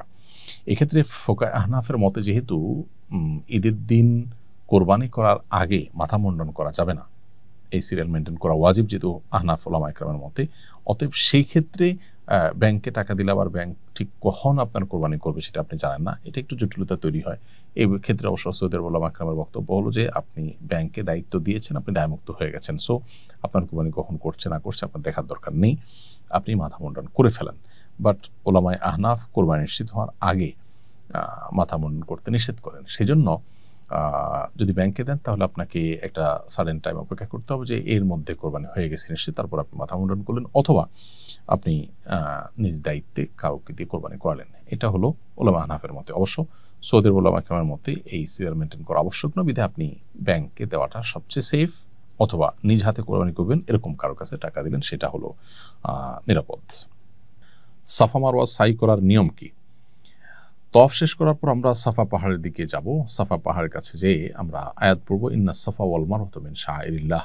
এরপর সাফা মারওয়ার আলোচনা করতে গিয়ে আল্লাহ তাআলা সাফার নাম আগে উল্লেখ করেছেন, সেজন্য সাফা থেকে যে আমি সাই শুরু করছি সে কথা মুখে বলবো, আবদাউ বিমা বাদা আল্লাহু বিহি, অর্থাৎ আল্লাহ যে সাফার নাম আগে নিয়েছেন সেটাকে দিয়ে আমরা সাইর কাজ শুরু করছি, সেটাকে আগে সাই করছি। এরপর আল্লাহু আকবার বলে পাহাড়ে উঠে আমরা লা ইলাহা ইল্লাল্লাহু ওয়াহদাহু লা শারীকা লাহু লাহুল মুলকু ওয়া লাহুল হামদ ইউহয়ি ওয়া ইউমীত ওয়া হুয়া আলা কুল্লি শাইইন কাদির পড়ব। এরপর পড়ব লা ইলাহা ইল্লাল্লাহু ওয়াহদাহু আনজাযা ওয়া'দাহু ওয়া নাসারা আবদাহু ওয়া হাযামাল আহজাবা ওয়াহদাহু, এটা পড়ব। এরপর কেবলামুখী হয়ে কাবা যদি দেখা যায় কাবার দিকে ফিরে, আর দেখা না গেলে সেদিকে ফিরে দুই হাত তুলে আল্লাহর কাছে মন ভরে যে কোনো দোয়া আল্লাহর কাছে নিবেদন করবো। এটা দোয়া কবুলের জায়গা। কিছুক্ষণ দোয়া করার পর আবার আমরা পড়বো লা ইলাহা ইল্লাল্লাহু ওয়াহদাহু লা শারীকা লাহু লাহুল মুলকু ওয়া লাহুল হামদু ইউহয়ী ওয়া ইয়ুমীতু ওয়া হুয়া আলা কুল্লি শাইইন কাদির লা ইলাহা ইল্লাল্লাহু ওয়াহদাহু আনজাযা ওয়া'দাহু ওয়া নাসারা আবদাহু ওয়া হাযামাল আহজাবা ওয়াহদাহু। এরপর আবার দোয়া করব। কিছুক্ষণ দোয়া করার পর আবার ওই উদ্যানটা বাক্য আবার পড়ব। এরপর আবার আল্লাহর কাছে দোয়া করব। এইভাবে দোয়া করে তারপর আমরা মারওয়া পাহাড়ের দিকে যাব। মারওয়া পাহাড়ে যাওয়ার পর সেখানে উঠে আবার এই লা ইলাহা ইল্লাল্লাহু ওয়াহদাহু লা শারীকা লাহু লাহুল মুলকু ওয়া লাহুল হামদু ওয়া হুয়া আলা ইউহয়ী ওয়া ইয়ুমীতু ওয়া হুয়া আলা কুল্লি শাইইন কাদির লা ইলাহা ইল্লাল্লাহু ওয়াহদাহু আনজাযা ওয়া'দাহু ওয়া নাসারা আবদাহু ওয়া হাযামাল আহজাবা ওয়াহদাহু। এটা পড়ে আবার কিবলামুখী হয়ে দোয়া করব এবং কিছুক্ষণ দোয়া করার পর আবার এটা পড়ব, আবার দোয়া করব। এভাবে তিনবার দোয়া, তিনবার এই বাক্যগুলো পাঠ করব।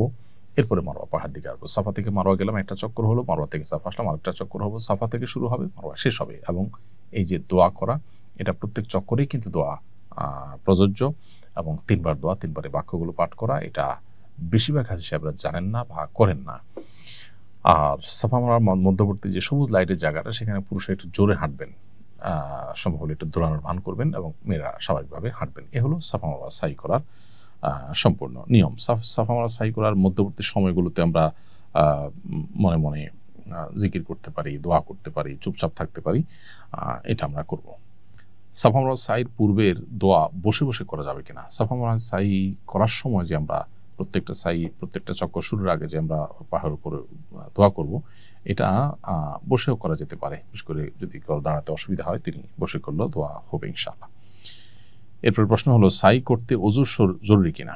উত্তর হলো, সাইর সময় ওযু থাকা জরুরি না, তবে তওয়াফের সময় ওযু থাকা জরুরি। ওযু ছাড়া তওয়াফ হবে না, কিন্তু সাইটা ওযু ছাড়াও হতে পারে। তবে ওযু অবস্থায় সাই করতে পারলে উত্তম। কোনো কারণে সাইয়ের মাঝে যদি ওযু চলে যায়, আপনি সাই কন্টিনিউ করতে পারবেন। সাফা মারওয়া সাই করার সময় সবুজ লাইটের মাঝখানে কেন দৌড়াতে হয়? সাফা মারওয়া সাই করার সময় সবুজ লাইটের এই জায়গাটাতে দৌড়ানো সুন্নাহ। প্রথমত সাহাবা একরাম যখন মক্কা এসেছেন, তখন তাদের ক্ষীণকায় দেখে মদিনায় তারা গিয়ে অনেক অসুস্থ হয়েছে নানা কারণে। সেখানকার এনভায়রনমেন্ট তাদের শ্যুট করেনি। তো এটা দেখে মক্কার মুশরিকরা ক্রিটিসাইজ করতো কেউ কেউ, যে তারা দুর্বল হয়ে গেছে, এই দেশ থেকে গিয়ে অন্য জায়গায় তারা ভালো নাই। নবী সাল্লাল্লাহু আলাইহি ওয়াসাল্লাম তখন তারা যে সুস্থ সবল আছেন, এটা বোঝাবার জন্য একটু জোরে দৌড়িয়েছেন এই জায়গাটাতে, যার কারণে এখানে একটু জোর দৌড়ানো সুন্নাহ। এর বাইরেও আরও একাধিক কারণ রয়েছে বিভিন্ন বর্ণনা মতে। সাফার মতো মারওয়াতেও কি দোয়া করতে হয়? উত্তর হলো হ্যাঁ।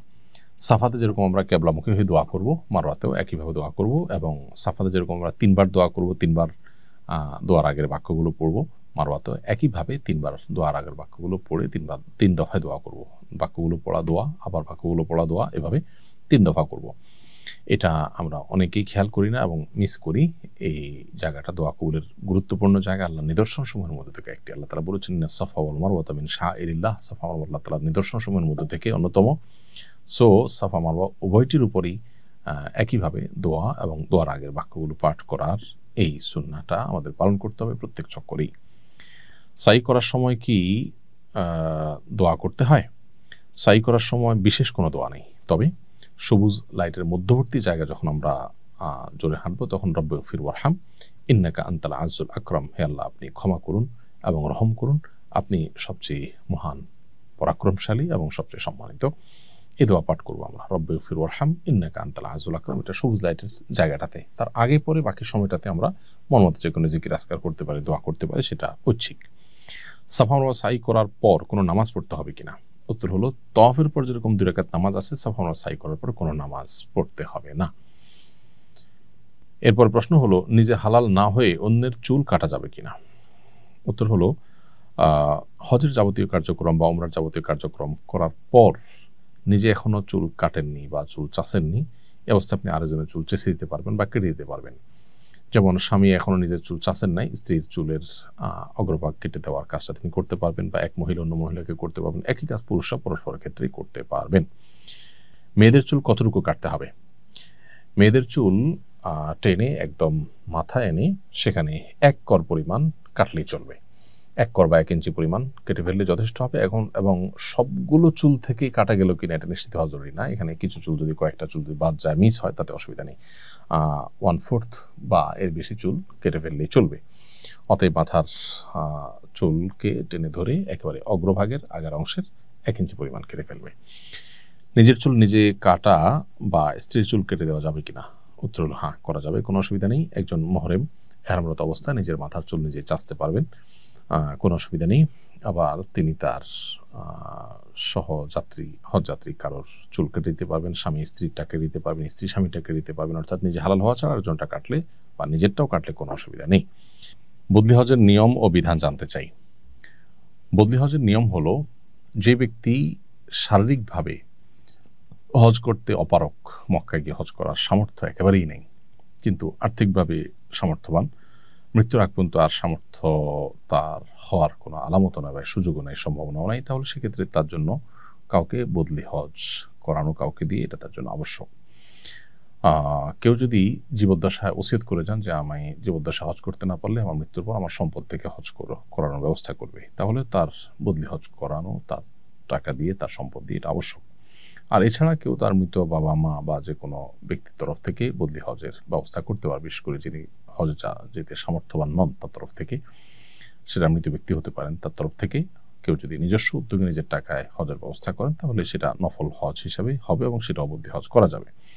একজন মানুষ সুস্থ সবল, তিনি সামর্থ্যবান, তিনি যদি কাউকে দিয়ে বদলি হজ করান তাহলে সেক্ষেত্রে তার যে ফরজ হজ সেটা আদায় হবে না, তার ফরজ হজ তাকে আদায় করতে হবে। অপারগ হলে সম্পূর্ণরূপে তখন তার পক্ষ থেকে বদলি হজ করলে সেটা তার হজ আদায় হবে।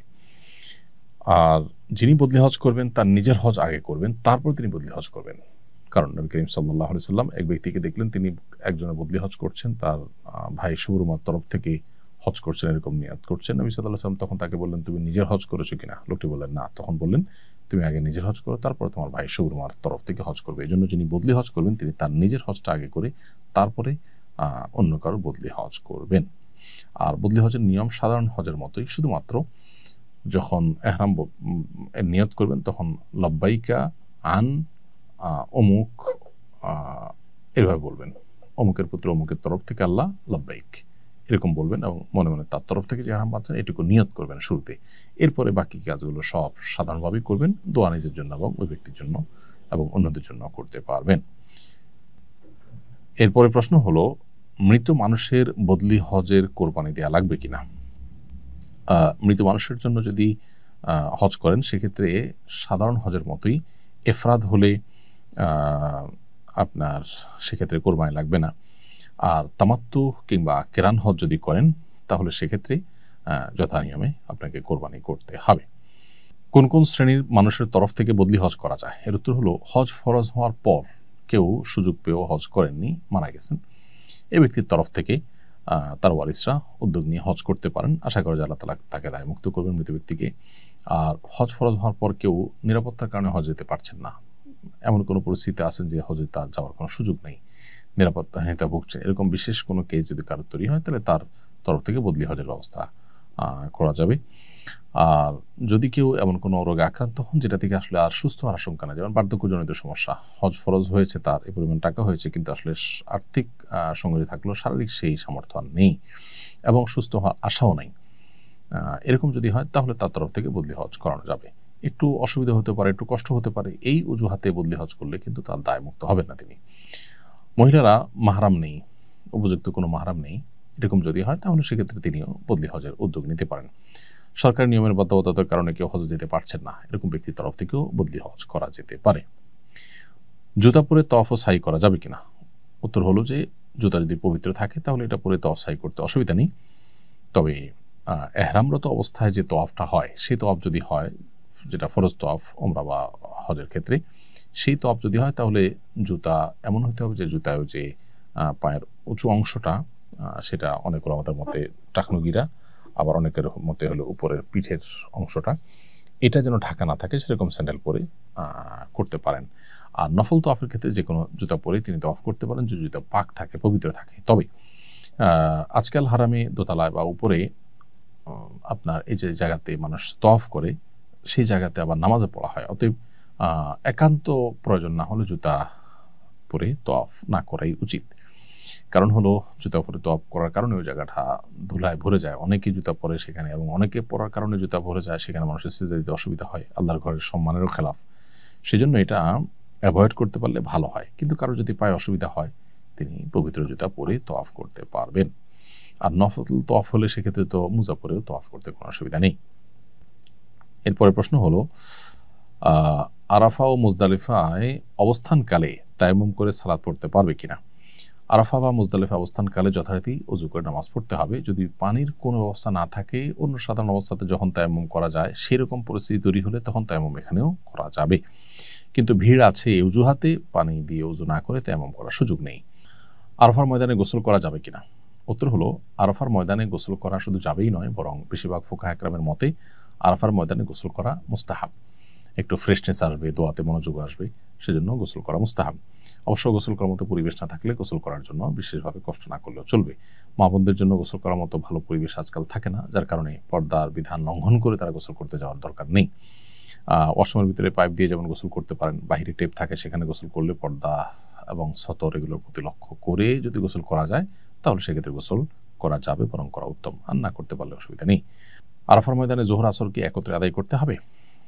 এর উত্তর হলো, আরাফার ময়দানে জোহর এবং আসর এক আজানে দুই একামতে, অর্থাৎ জোহর পড়ে এরপরে আরেকটা একামত দিয়ে আসর পরপরইভাবে দুটোটা আদায় করাটা সুন্নাহ। এটা একদল উলামাদের মত, কারণ নবী সাল্লাল্লাহু আলাইহি ওয়াসাল্লাম এমনটি করেছেন। অপর আরেকদল উলামাদের মতে জোহর আসর যথারীতি আলাদা সময় আদায় করবে। এটা নিয়ে প্রায় সময় দেখা যায় তাবুগুলোতে গন্ডগোল হয়। গন্ডগোল হওয়া উচিত নয়। কেউ নবী সাল্লাল্লাহু আলাইহি ওয়াসাল্লামের সুন্নাহকে হুবহু অনুসরণ করে তিনি যেটাকে সহিহ মনে করছেন সেটা অনুযায়ী দুইটা একসাথে আদায় করছেন, আর কোনো দল এটাকে সহিহ মনে করছেন না, তারা আসরের সময় আলাদা করে জামাত করলেন। এটা নিয়ে নিজেদের মধ্যে মত পার্থক্য, এটা ঝগড়ার দিকে যাওয়া উচিত নয়। এবং এক্ষেত্রে কসর পড়বেন না 4 রাকাত পড়বেন, এটা নিয়ে মত পার্থক্য আছে। নবী করিম সাল্লাল্লাহু আলাইহি ওয়াসাল্লাম কসর পড়েছেন, সেজন্য একদল উলামা ইকরাম কসর পড়া সুন্নাত মনে করেন, আর একদল উলামা ইকরাম বলেন তিনি মুসাফির ছিলেন সেজন্য করেছেন। অতএব আমরা যারা 15 দিনের বেশি নিয়ত করেছি মক্কায় থাকার, তারা 4 রাকাত পড়বো। তো এটা নিয়ে মত পার্থক্য হলে যিনি ইমামতি করছেন তিনি 2 রাকাত পড়লেন, তার পেছনে বাকিরা কসর পড়লেন। যারা মনে করেন যে 4 রাকাত পড়তে হবে, আমরা মুকিম 15 দিনের বেশি নিয়ত করেছি, তারা 2 রাকাত প্লাস করলেন, ব্যাস হয়ে গেল। সালাম ফিরানোর পর তারা 2 রাকাত যোগ করে নিলেন। তাতেই একই জামাতেই আমরা নামাজটা পড়তে পারি এবং মতভিন্নতা বা ঝগড়ার দিকে আর যাওয়া লাগে না। জমজমের পানি কি দাঁড়িয়ে পান করতে হয়? জমজমের পানি দাঁড়িয়ে পান করতে হয় এমন কোনো কথা নেই। সাধারণ পানির মতোই এটা স্বাভাবিকভাবে আমরা পান করব বসে। তবে নবী সাল্লাল্লাহু আলাইহি ওয়াসাল্লাম বিভিন্ন রাওয়ায়াতে জমজমের পানি দাঁড়িয়ে কোথাও কখনো কখনো পান করেছেন বোঝা যায়। হয়তো বসার মতো পরিবেশ ছিল না, আর তাছাড়া দাঁড়িয়ে পান করার তো আর নিষেধ নয়, এটা জায়েজ বোঝানোর জন্য তিনি মাঝে মাঝে পান করতেন। বাকি জমজমের পানি বসা অবস্থা পেলেও অনেকে দাঁড়িয়ে যায় পান করার জন্য, এরকমটি সঠিক না যে দাঁড়িয়েই পান করতে হয়, এরকম নয়। দাঁড়িয়ে পান করা যাবে এতটুকু, তবে সাধারণ পানির মতো এটা আপনি স্বাভাবিক অবস্থাতেই পান করবেন, অর্থাৎ বসে পান করবেন। পান করার জন্য দাঁড়িয়ে যেতে হবে ব্যাপারটা সেরকম না। কখনো কখনো নবী সাল্লাল্লাহু আলাইহি ওয়াসাল্লাম থেকে জমজম দাঁড়িয়ে পান করা সাব্যস্ত, দাঁড়িয়ে কেউ চাইলে পান করতে পারেন। বাসা থেকে গোসল করে হাজি ক্যাম্পে যে এহরামের কাপড় পরা যাবে নাকি সেখানে গিয়েই ফ্রেশ হতে হবে?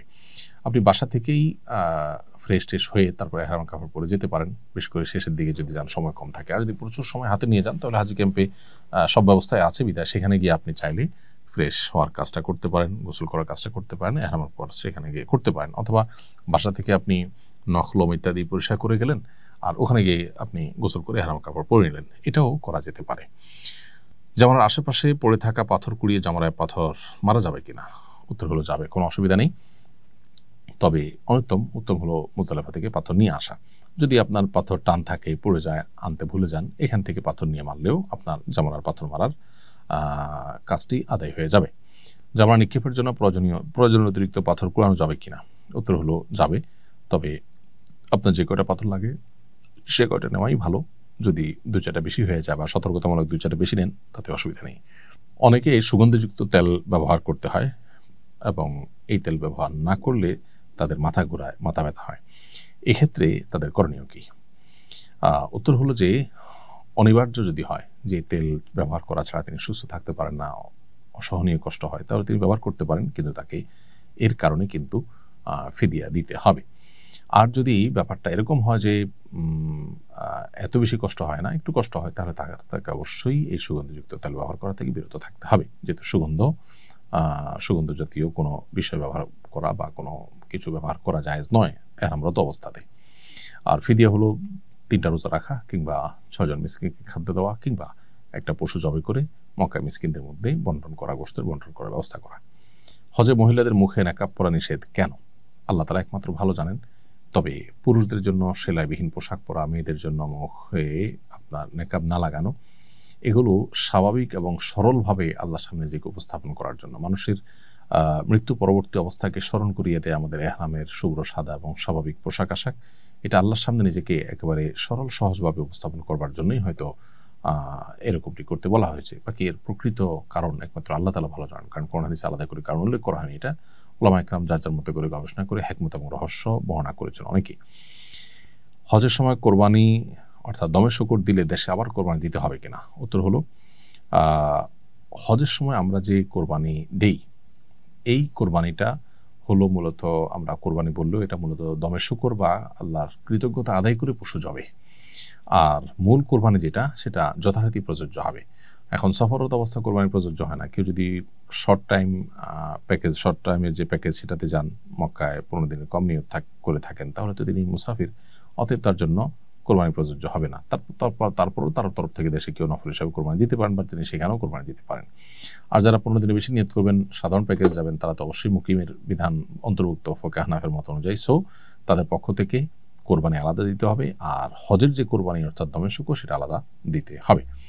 হজের সফরে হাজিরা কি মুসাফির থাকেন? হজের সফরে হাজিরা মুসাফির থাকেন নাকি মুকিম থাকেন, এটা আসলে নির্ভর করে কত দিনের প্যাকেজ যাচ্ছেন সেটার উপরে। সাধারণ প্যাকেজ যেটা 30 দিনের বেশি, সেটাতে গেলে হাজিরা সাধারণত মক্কায় মুসাফির থাকেন না, মুকিম হয়ে যান ফোকায়ে হানাফের মত অনুযায়ী, কারণ সেখানে 15 দিন বা তার বেশি তারা থাকেন। আর মদিনায়ও যদি 15 দিন থাকার নিয়ত থাকে, তাহলে সেখানে মুসাফির থাকবেন না, মুকিম হয়ে যাবেন। আর তার কম থাকলে মুসাফির থাকবেন। আর এর বাহিরে যারা শর্ট প্যাকেজে যান 15 দিন 20 দিনের জন্য, তারা মক্কা বা মদিনা কোথাও আসলে 15 দিন এককভাবে থাকেন না, যার কারণে তারা কিন্তু মুসাফির হিসাবে গণ্য হবেন। আর মুসাফির হলে মুসাফিরের সব বিধিবিধান তার জন্য যথারীতি প্রযোজ্য হবে। মেয়েরা নফল তাওয়াফেও কি মুখে নেকাব দিতে পারবে না? উত্তর হলো না, মুখে নেকাব দিতে পারবে নফল তাওয়াফে, পারবে না এমন কথা নেই। কারণ হলো, এহরামরত অবস্থাতে মুখে তারা নেকাব পরবেন না। পর্দার লঙ্ঘনের আশঙ্কা হলে সেক্ষেত্রে ক্যাপ ইত্যাদি দিয়ে বা সাধারণ কাপড় দিয়ে মুখ ঢেকে দিবেন, কিন্তু মুখে নেকাব দিয়ে বাঁধবেন না। এটা হলো এহরামরত অবস্থার জন্য। নফল তাওয়াফের জন্য এটা প্রযোজ্য না। সেক্ষেত্রে তারা স্বাভাবিকভাবে নেকাব পরে নফল তাওয়াফ করতে পারবেন। পুরুষরা মাস্ক ইত্যাদি পরেও নফল তাওয়াফ করতে পারবেন। হজে বাথরুম ব্যবহারের সময় সেলাই কাটা লুঙ্গি ব্যবহার করা যাবে কিনা? বাথরুমে যদি আপনি সেলাই ছাড়া লুঙ্গি ব্যবহার করেন, ওপেন যেগুলো, সেটা আপনি করতে পারেন, কোনো অসুবিধা নেই। কারণ সেলাই বিশিষ্ট পোশাক পরা নিষেধ, লুঙ্গি পরা নিষেধ নয়। কাবায় পুরাতন কাজা নামাজ পড়া যাবে নাকি নফল নামাজ পড়াই উত্তম? কাবাতে পুরাতন আগের যে নফল কাজা নামাজগুলো আছে, আপনি সেগুলো আদায় করতে পারেন। আর চাইলে নফল নামাজও পড়তে পারেন। কাজা নামাজ থাকলে আগে কাজা নামাজ পড়েই তারপর নফল নামাজ পড়াটা উত্তম। সন্দেহাতীতভাবে সেটাকে অগ্রাধিকার দেওয়া উচিত কাজা নামাজকে। মক্কায় 1 রাকাতে 1 লাখ রাকাতের সওয়াব কি শুধু মসজিদে হারামেই হবে, নাকি হোটেলের নামাজ পড়লেও একই সওয়াব হবে? এটা নিয়ে ভিন্ন মত আছে। অনেকে বলেছেন যে মসজিদে হারামের জন্যই খাস, কারণ হাদিসে মসজিদ শব্দটি আছে। আবার অনেকে বলেছেন হারাম এরিয়ার মধ্যেই, হারামের এরিয়া যে অর্থাৎ হারামের যে পুরো সীমানা বিশাল বড় কয়েক মাইল জুড়ে, এই পুরোটার মধ্যেই একই ফজিলত প্রযোজ্য। এই দ্বিতীয় মতটা অধিকতর গ্রহণযোগ্য বিধায় আপনার হারামের এরিয়াতে হোটেলেও কেউ যদি নামাজ পড়েন, ইনশাআল্লাহ বিদিনিল্লাহ তিনি 1 রাকাতে 1 লাখ রাকাতের সওয়াব পাবেন। এবং এ ব্যাপারে সৌদি আরবের স্থায়ী কমিটির যে ফতোয়া বিষয়ক যে স্থায়ী কমিটি রয়েছে, তাদের ফতোয়াও একই রকম।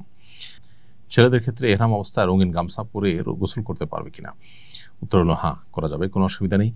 কারণ গামছা এটা সেলাই বিশিষ্ট কোনো পোশাক নয়, বরং এটা ওপেন থাকে, বিধায় গামছা পরে আমরা গোসল করতে পারবো। ছেলেরা হোক মেয়েরা হোক সবাই করতে পারবেন। এবং এক্ষেত্রে রঙিন হোক, অন্য কোনো এক কালার হোক, সাদা হোক, তাতে কিছু আসে যায় না। হজের সময় মাসিক শুরু হলে তার বিধান কি? হজের সময় যদি মাসিক শুরু হয়ে যায়, মেয়েরা হজের সমস্ত কাজগুলো যথারীতি করবেন, কোনো কাজ থামবে না তার। শুধুমাত্র হজের যে ফরজ তওয়াফ ঈদের দিন, সেটি তারা মাসিক অবস্থায় করবেন না মেয়েরা, বরং অপেক্ষা করবেন যখন তিনি সুস্থ হবেন তখন তিনি করবেন। সেটা হোক 5 দিন পর, হোক 7 দিন পর। এটা মেয়েদের জন্য স্পেশাল, এবং এর জন্য কোনো দম ফিদিয়া কিছু দিতে হবে না। হজের সব প্রস্তুতি শেষ করার পর স্বামী মারা গেলে করণীয় কি?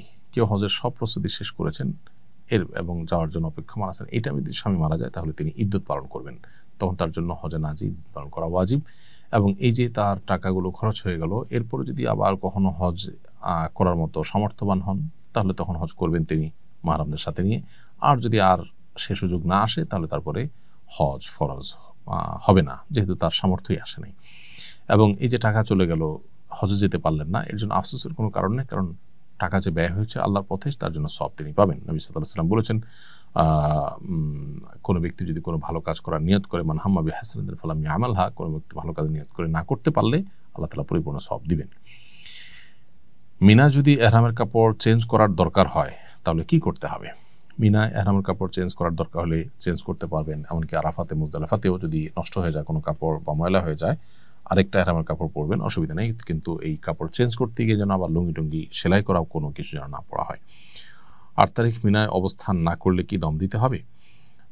8 তারিখ মিনায় অবস্থান না করলে দম দিতে হবে না, কারণ 8 তারিখ মিনায় অবস্থান করাটা, জিলহজের 8 তারিখ মিনায় অবস্থান করাটা সুন্নাত। কোনো কারণে এটা মিস হয়ে গেলে সরাসরি কেউ আরাফাতে চলে গেল, ডাইরেক্ট মিনায় অবস্থান করলই না, তাতে কোনো অসুবিধা হবে না। জিলহজের 10 এবং 11 তারিখ রাতে মিনায় অবস্থান করা কি জরুরি? এটি সংখ্যাগরিষ্ঠ ইমামদের মধ্যে জরুরি, বেশিরভাগ ইমামদের মধ্যে জরুরি, ফোকাহ হানাফের মধ্যে সুন্নাহ। নবী সাল্লাল্লাহু আলাইহি ওয়াসাল্লাম অবস্থান করেছেন, বিদায় 10 তারিখ 11 তারিখ রাত মক্কার হোটেলে না কাটিয়ে মিনায় কাটাবার চেষ্টা করা উচিত আমাদের। জামারাতে নিক্ষেপের জন্য মুজদালিফা থেকে কঙ্কর না নিলে গুনাহ হবে কিনা? জামারাতে নিক্ষেপের জন্য মুজদালিফা থেকে কঙ্কর নেওয়াটা উত্তম, মুস্তাহাব, কিন্তু অন্য কোনো জায়গা থেকে, মিনা থেকে নিলেও আপনার জামারাতে পাথর মারা আদায় হয়ে যাবে, তাতে অসুবিধা নেই। তবে একেবারে জামরার কাছাকাছি, জামরার সামনে থেকে একান্ত নিরুপায় না হলে, প্রয়োজন না হলে সেখান থেকে না নেওয়া উচিত, একটু দূর থেকে মিনা থেকে নেওয়া উচিত। আর সবচেয়ে ভালো মুজদালিফা থেকে, তাহলে মুজদালিফা থেকে নেওয়া উত্তম। কোনো কারণে মিস হলে মিনার অন্য কোনো জায়গা থেকে নেবেন, কিন্তু একেবারে ঠিক জামরার সামনে থেকে করানোটা অনুত্তম, অনুচিত, মাকরুহ। যে জিকির বা দোয়া সাফা মারওয়ায় পড়া হয় সেগুলো বাংলায় করা যাবে কিনা? সাফা মারওয়ায় যে বাক্যগুলো পাঠ করা হয়, লা ইলাহা ইল্লাল্লাহু ওয়াহদাহু লা শারীকা লাহু লাহুল মুলকু ওয়া লাহুল হামদু ইউহয়ী ওয়া ইয়ুমীতু ওয়া হুয়া আলা কুল্লি শাইইন কাদির, লা ইলাহা ইল্লাল্লাহু ওয়াহদাহু আনজাযা ওয়া'দাহু ওয়া নাসারা আবদাহু ওয়া হাযামাল আহযাবা ওয়াহদাহু, এগুলো হাদিসে যেভাবে বর্ণিত হয়েছে ঠিক এভাবে পাঠ করাটাই উত্তম, বাংলা না করে। যদি কেউ এটা না পারেন, কোনো হয় বাংলা পড়ে ফেলেন, হয়ে যাবে, বাট অবশ্যই উচিত এবং উত্তম হলো হাদিসের টেক্সট হুবহু পাঠ করা। আর দোয়ার বিষয়টা হলো, দোয়া আপনি নিজের ভাষায় করতে পারেন, কোনো অসুবিধা নেই। সেটা আপনি বাংলা ভাষায়, অন্য কোনো ভাষায় করলেন এবং কোরআন হাদিসের দোয়ার ভাষায় নিজের মন মতো দোয়া করলেন, সেটা আপনি করতে পারেন। 11 বা 12 জিলহজের দিন পাথর মারার সময় কখন শুরু হয় এবং কখন শেষ হয়? উত্তর হলো, 10 জিলহজ বা ঈদের দিন যে পাথর মারা, সেটা তো সকাল থেকেই আমরা পাথর মারতে পারি, সকাল থেকেই পাথর মারার সময়। আর 11-12 জিলহজ হলো জোহরের ওয়াক্ত হওয়ার পর থেকে পাথর মারার সময় শুরু হয়। সূর্য ডুবার আগে আগে মারতে হয়, যদি ভিড়ের কারণে সূর্য ডুবার পরে মারা লাগে তাতেও আদায় হয়ে যায়, কিন্তু সময়টা শুরু হবে জোহরের ওয়াক্ত হওয়ার পর 11-12 জিলহজ। অতএব এই 2 দিন 11, 12 বা 13 তারিখেও যদি কেউ থাকেন, সেই দিনগুলোতে পাথর নিক্ষেপ করতে হবে জোহরের ওয়াক্ত হওয়ার পর থেকে। হজে যাওয়ার আগে সাধারণত ঋণ থাকলে সেগুলো শোধ করে যেতে বলা হয়, কিন্তু জীবনে অনেক বান্দার হক নষ্ট করেছি, সব মনে নেই, চিনি না কিংবা এখন আর যোগাযোগ নেই, এই ঋণ কিভাবে শোধ করব? এর উত্তর হলো, অজানা মানুষদের ঋণ পরিশোধ করার জন্য আনুমানিক কত টাকা হতে পারে সেই পরিমাণ টাকা গরিব দুঃখীদেরকে দান করে দিবেন তাদের তরফ থেকে। ঋণ যারা পাবেন, যাদের কাছে আপনি ঋণী, সেই পাওনাদারদের তরফ থেকে নিয়ত করুন আল্লাহ এর সবটা তাদের আমল নাম আপনি দিয়ে দেন, এভাবে দিলে আপনি দায়মুক্ত হবেন ইনশাআল্লাহ। বাংলাদেশের কোনো হাজি লাগেজে তামাক পাতা, জর্দা কিংবা গুল নিয়ে যান, মাঝে মধ্যে তারা সৌদি ইমিগ্রেশনে ধরাও পড়েন, এ বিষয়ে হাজিদের প্রতি বিশেষ কোনো নির্দেশনা দিবেন? হ্যাঁ, এটা আমাদের একেবারেই অনুচিত। অনেক হাজি সাহেবরা তামাক পাতা, সাদা পাতা, জর্দা, গুল এগুলো নিয়ে যান। সৌদি আরবে মাদক দ্রব্যের মধ্যে এই তামাক জাতীয় এই জিনিসগুলোকে গণ্য করা হয়, যার কারণে এয়ারপোর্টে হ্যাসেলের শিকার হন। এবং সেই সাথে এই জিনিসগুলো পান করার ব্যাপারে যেহেতু ওলামা একরাম এটিকে কঠোরভাবে নাজায়েজ এবং হারাম বলেন এবং মাদক দ্রব্যের মধ্যেই ফেলেন, অতএব এগুলো অ্যাভয়েড করা উচিত। তাছাড়া এগুলো আমাদের স্বাস্থ্যের জন্য তো ক্ষতিকর। আমাদের ওলামা একরাম জর্দা খাওয়াকে অনেকে জায়েজ মনে করেন, কিন্তু জর্দা খাওয়ার মধ্যে যেগুলো বেশি জর্দা, যেগুলোতে কোনো তামাক নাই, সেটা তো জায়েজ হতে পারে, বাট যেখানে তামাক আছে সেটা আসলে জায়েজ হওয়ার বিষয়টাতে তুমুল আপনার ভিন্ন মত এবং শক্তিশালী ভিন্ন মত রয়েছে। তো এই জন্য একজন হজ যাত্রী তিনি আল্লাহর ঘরের ইবাদত করতে যাচ্ছেন, সেখানে তার সাথে আসলে এই জিনিসগুলো, তামাক জাতীয় জিনিসগুলো বহন না করাই উচিত। বিশেষ করে সৌদিতে যে হ্যাসেলের মুখোমুখি হতে হয়, সেটা তো কারোরই কাম্য হয় না। এই জন্য এগুলো আমাদের হজ যাত্রায় সাথে যেন নেওয়া হয় সেদিকটা খেয়াল করা দরকার। বর্তমানে সৌদি সরকার মহিলাদের মাহরাম ছাড়া হজ করার অনুমতি দিয়েছে। এই অনুমতি গ্রহণ করে মাহরাম ছাড়া হজ করা যাবে কিনা? মাহরাম ছাড়া মেয়েদের জন্য হজ করা বা উমরা করা বা কোনো সফর করা জায়েজ নয়। নবী সাল্লাল্লাহু আলাইহি ওয়াসাল্লাম পরিষ্কারভাবে নিষেধ করেছেন, লা তুসাফিরুল মারআতু ইল্লা মা জি মাহরামিন, কোন নারী মাহরাম ছাড়া হজ করবেন না। এটা একজন নারীর সম্মানের ব্যাপার যে তার সাথে কোনো একজন বডিগার্ডের মতো একজন মাহরাম পুরুষ থাকবেন, এটা থাকতে হবে। অতএব সৌদি সরকার যদি তাদের আইনের পরিবর্তন করে, আল্লাহর বিধান বা রাসূলুল্লাহ সাল্লাল্লাহু আলাইহি ওয়াসাল্লামের হাদিস পরিবর্তন হয়ে যাবে না, বিধায় মাহরাম সহই মেয়েরা হজে যাবেন, মাহরাম ছাড়া হজে যাবেন না। মাহরাম ছাড়া হজে যাওয়ার ক্ষেত্রে কোনো ওলামায়ে কেরাম শর্ত সাপেক্ষে কোনো কোনো ক্ষেত্রে জায়েজ বলেছেন। এটাও সংখ্যাগরিষ্ঠ বা সব ওলামায়ে কেরাম নন। সেটা হলো যে মহিলাদের একদল মহিলাদের সাথে যান, যদি যে মহিলারা তাকে সেফটি সিকিউরিটির দিকটা দেখতে পারবেন এরকম জানাশোনা মহিলাদের সাথে গেলেন, সেটা ভিন্ন কথা। বাট এরকম কোনো দল নেই, আমি র্যান্ডমলি যাচ্ছি একজন নারী একাকী হজের জন্য মাহরাম ছাড়া, এটা জায়েজ নয়। বিদায় তওয়াফ না করলে কোনো অসুবিধা আছে কিনা? বিদায় তওয়াফ করা হজের ক্ষেত্রে ওয়াজিব, যার কারণে বিদায় তওয়াফ যদি কেউ না করেন তাকে দম দিতে হবে। আর মেয়েরা যদি মাসিকের কারণে বিদায় তওয়াফ করতে না পারেন তাহলে তাদের উপর কোনো কিছু প্রযোজ্য হবে না। মাসিক হয়ে গেলে নারীরা কিভাবে বিদায় তওয়াফ করবেন? উত্তর হলো, বিদায় তওয়াফ হজে ওয়াজিব, উমরাতে অবশ্য বিদায় তওয়াফ ওয়াজিব না। শুধু উমরার সফরে গেলে বিদায় তওয়াফ করা লাগবে না, কিন্তু হজের সফরে গেলে আসার সময় বিদায় তওয়াফ 7 চক্কর দিয়ে 2 রাকাত নামাজ পড়ে তওয়াফ পরে তারপর আসতে হবে। এখন নারীরা মাসিকের কারণে যদি তওয়াফটা না করতে পারেন, এদিকে তার ট্রাভেলের প্ল্যান আছে, চলে যাবেন মক্কা ছেড়ে, বিদায় তওয়াফ করতে পারছেন না, মাসিক শুরু হয়ে গেছে, তাহলে তাদের জন্য সেটা মওকুফ বা মাফ, এর জন্য কোনো দম দিতে হবে না। রওজা মুবারক জিয়ারতের আদব এবং নিয়ম কানুন জানতে চাই। নবী করিম সাল্লাল্লাহু আলাইহি সাল্লামের কবরে সালাম পেশ করা, দুরূদ পেশ করা, এটার আদব হলো আমরা খুবই ভারতের সাথে গাম্ভীর্যের সাথে যাওয়ার চেষ্টা করব। সেখানে গিয়ে আপনার হই হুল্লোড় করা, এটা নিশ্চয়ই কবর জিয়ারতের আদব নবী সাল্লাল্লাহু আলাইহি সাল্লামের শানের খেলাফ হবে এবং আদবের পরিপন্থী হবে। অনেকে সেখানে গিয়ে উকিঝুঁকি মারেন, যেহেতু তার কবরটা হয়েছে আমাদের আয়েশা রাদিয়াল্লাহু তাআলার ঘরে, এটা আয়েশা রাদিয়াল্লাহু তাআলার ঘর, অতএব এখানে উকিঝুঁকি মারা তার ঘরে উকিঝুঁকি মারার মতো।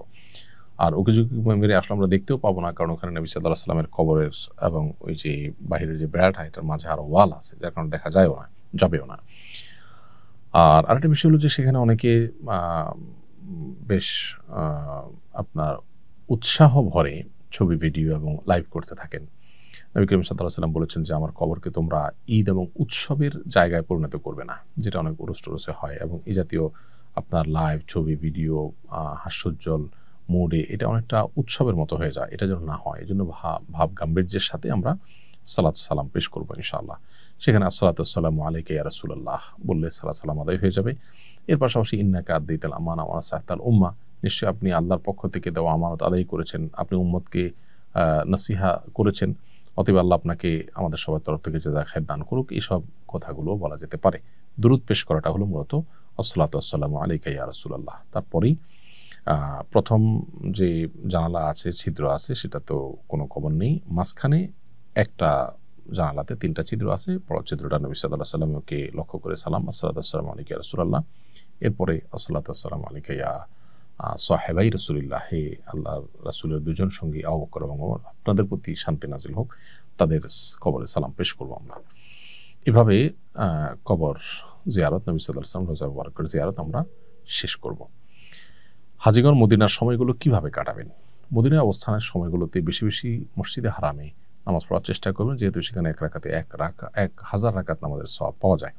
সেজন্য বেশি বেশি করে আমরা সেখানে নফল নামাজ, আগের কাজা থাকলে কাজা নামাজ পড়ার চেষ্টা করব, তাহাজ্জুদ পড়ার চেষ্টা করব, নফল নামাজগুলো পড়ার চেষ্টা করব। সেই সাথে রাসূল আকরাম সাল্লাল্লাহু আলাইহি ওয়াসাল্লামের কবরে আমরা সালাম পেশ করব, রিয়াদুল জান্নাতে সুযোগ পেলে নামাজ পড়ব, সুযোগ না পাইলে তাতে কোনো অসুবিধা নেই, কিন্তু রাসূল সাল্লাল্লাহু আলাইহি ওয়াসাল্লামের কবরে আমরা থেকে থেমে মাঝে মধ্যে সালাম পেশ করব যে কদিন থাকি মদিনাতে। আর মসজিদে নবীর পাশেই যেটাকে আমরা জান্নাতুল বাকি বলি, বাকি কবরস্থান, সে বাকি কবরস্থানে ফজর এবং আসরের পরে প্রতিদিন গেট খোলা হয়, সেখানে মাঝে মধ্যে গিয়ে আমরা কবরবাসীকে সালাম পেশ করব হেঁটে হেঁটে, সেখানে সাহাবীদের কবর আছে। এছাড়া মদিনাতে অবস্থানকালীন সময়ে মাঝে মধ্যে কুবার মসজিদে যেয়ে সেখানে 2 রাকাত নামাজ পড়ার চেষ্টা করব, সেটি একটা ওমরার সওয়াব এনে দিবে আমাদেরকে, এবং নবী সাল্লাল্লাহু আলাইহি ওয়াসাল্লাম সেটি করতেন। আবার নবী করিম সাল্লাল্লাহু আলাইহি ওয়াসাল্লামের সুন্নাহ অনুসরণে আমরা আরেকটা কাজ করব, তা হলো সেখানে উহুদের ময়দানে উহুদের শহীদদের কবর জিয়ারত করা, এটা নবী সাল্লাল্লাহু আলাইহি ওয়াসাল্লাম মাঝে মধ্যে করতেন। তাহলে এই কাজগুলো মদিনাতে আমরা বেশি বেশি করব। এর বাইরে মদিনা অবস্থাকালীন সময় সালাত এবং সালাম নবী সাল্লাল্লাহু আলাইহি ওয়াসাল্লামের প্রতি দুরূদ পেশ করা, বিশেষভাবে তার মহব্বত যেন হয়, তার সিরাত ইত্যাদি পাঠ করার মাধ্যমে আমরা কাটাতে পারি সময়গুলো। রিয়াদুল জান্নাতে নামাজ না পড়লে কোনো অসুবিধা আছে কিনা?